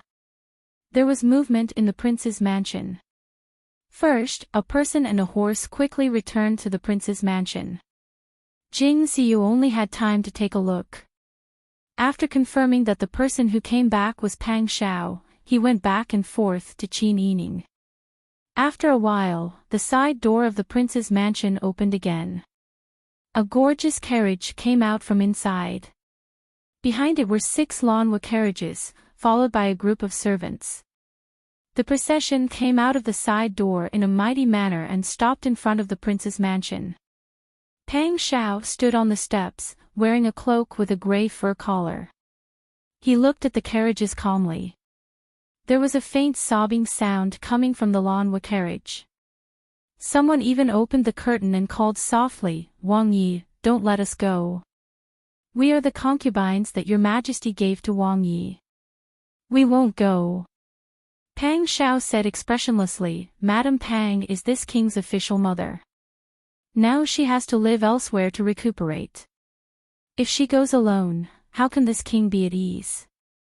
This prince has yet to marry, so the only womenfolk I can trust are all of you. You will serve Madame Pang on behalf of this king. You must accompany her and be filial. If you show even the slightest bit of negligence, this prince will not let you off easily when he finds out." "Wang Yi. We don't want to." "It's okay if you don't want to accompany Madame Pang." Pang Zhao's words made the chattering women disappear. Then they heard Pang Zhao say in an even colder voice, "You are this king's concubines. Even if Your Majesty gave you this, don't forget your identity. Madame Pang is this king's official mother. This king respects and is filial. He asked you to serve this king, but you all refuse. What's the use of you in the Wang mansion? If you don't want to go, you can go back by yourself." His words made all the women's faces change. At the same time, the first luxurious carriage finally started to move. The curtain was lifted. Madame Pang leaned half of her body out with an angry face. She said angrily, "If you don't want them, you can kill them and sell them. Why do you want to give them to me? I don't want them. Tell those bitches to stay away from me. They are all ugly." The word bitch made the women in the back carriage angry. They all talked back. Pang Zhao listened to the chattering women. He was not annoyed. Instead, he laughed. "Madame Pang, are you confused? No matter how much these women seduce Xiao Qiao, they are not General Qi's concubines. Could it be that you are used to being jealous and can't control your temper now? You evil creature. Madam Pang, you should go to the other courtyard and recuperate. My concubines will serve you well. Pang Shao ordered, let's go. Serve Madam Pang well. Suddenly, the carriage was filled with sorrow.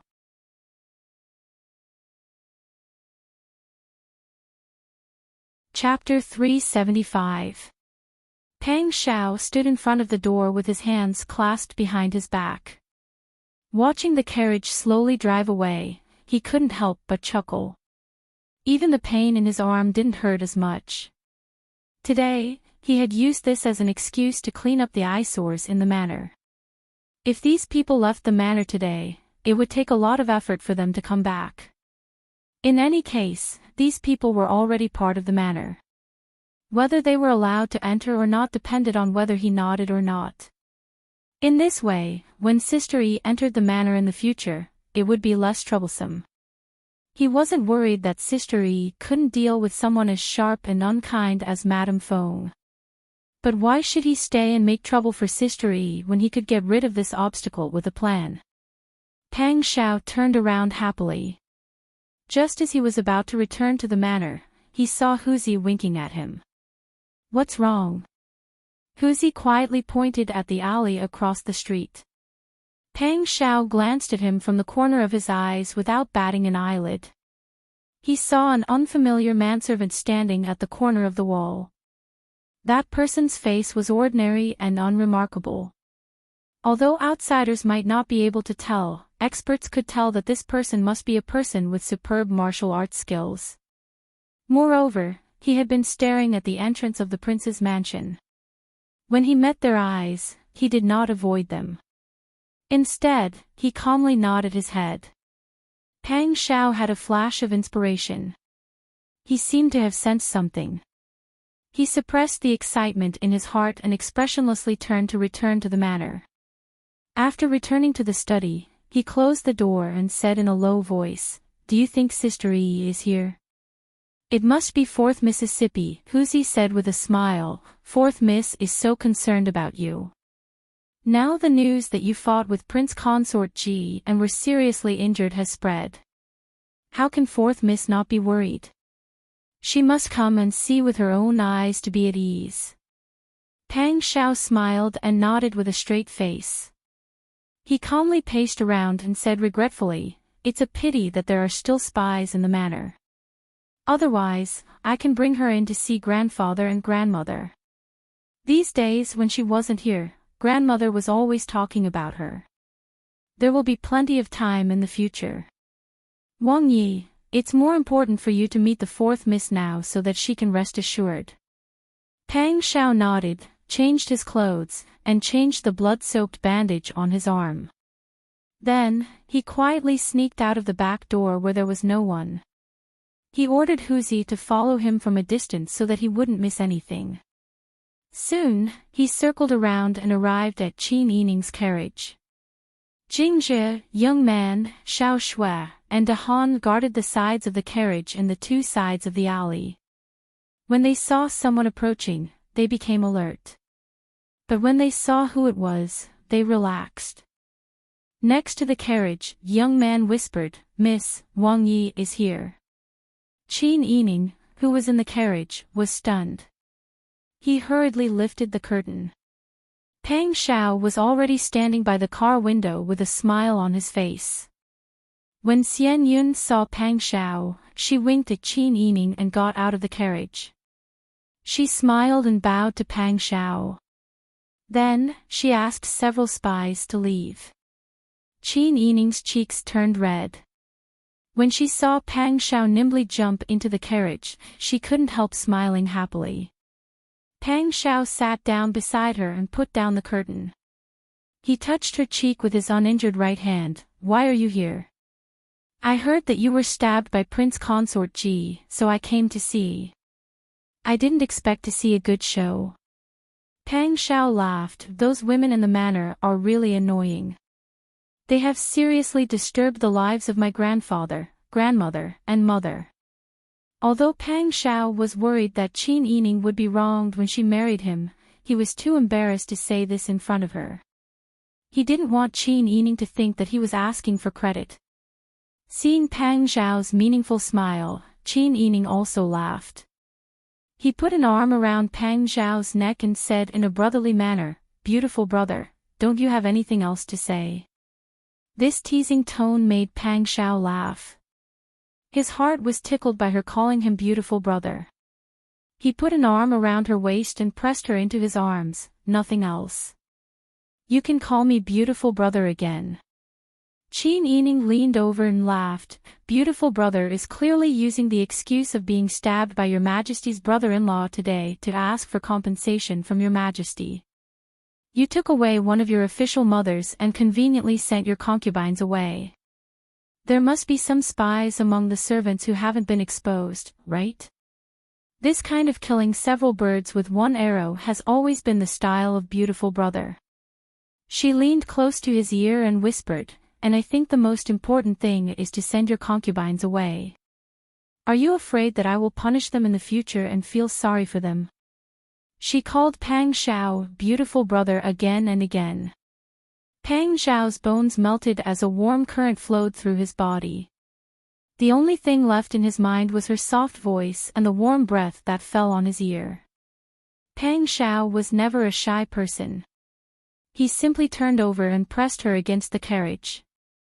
He bit the little mouth that he had missed for a long time. Before Qin Yining could react, the world was spinning. She couldn't struggle, so she could only accept it obediently. Pang Xiao only propped himself up when she was almost out of breath. "How am I feeling sorry for them?" "I feel sorry for you."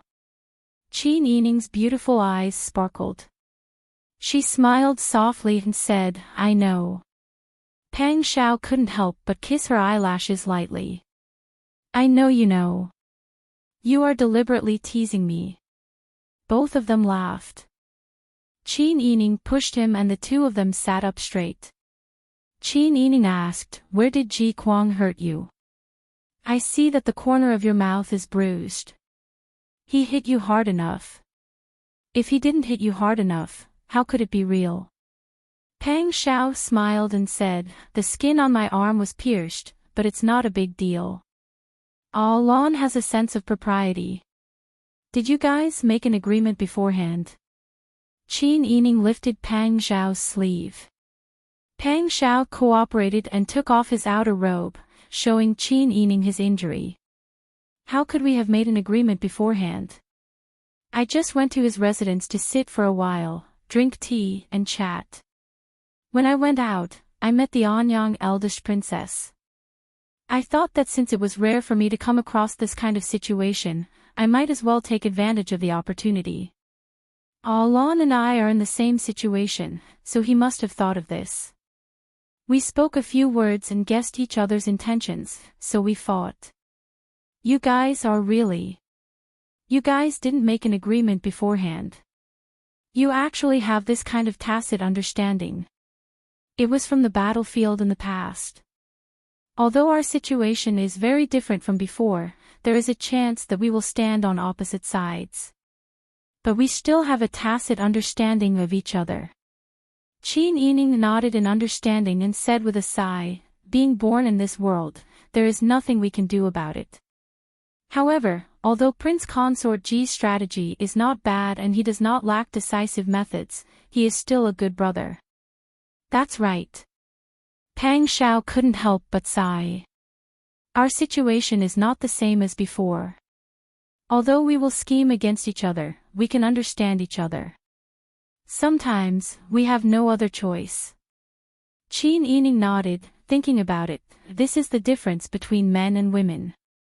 If two good sisters wanted to scheme against each other to protect themselves, they would not be so open-minded and their relationship would have been broken long ago. But you men are not the same. It doesn't distinguish between men and women, it just depends on who it is.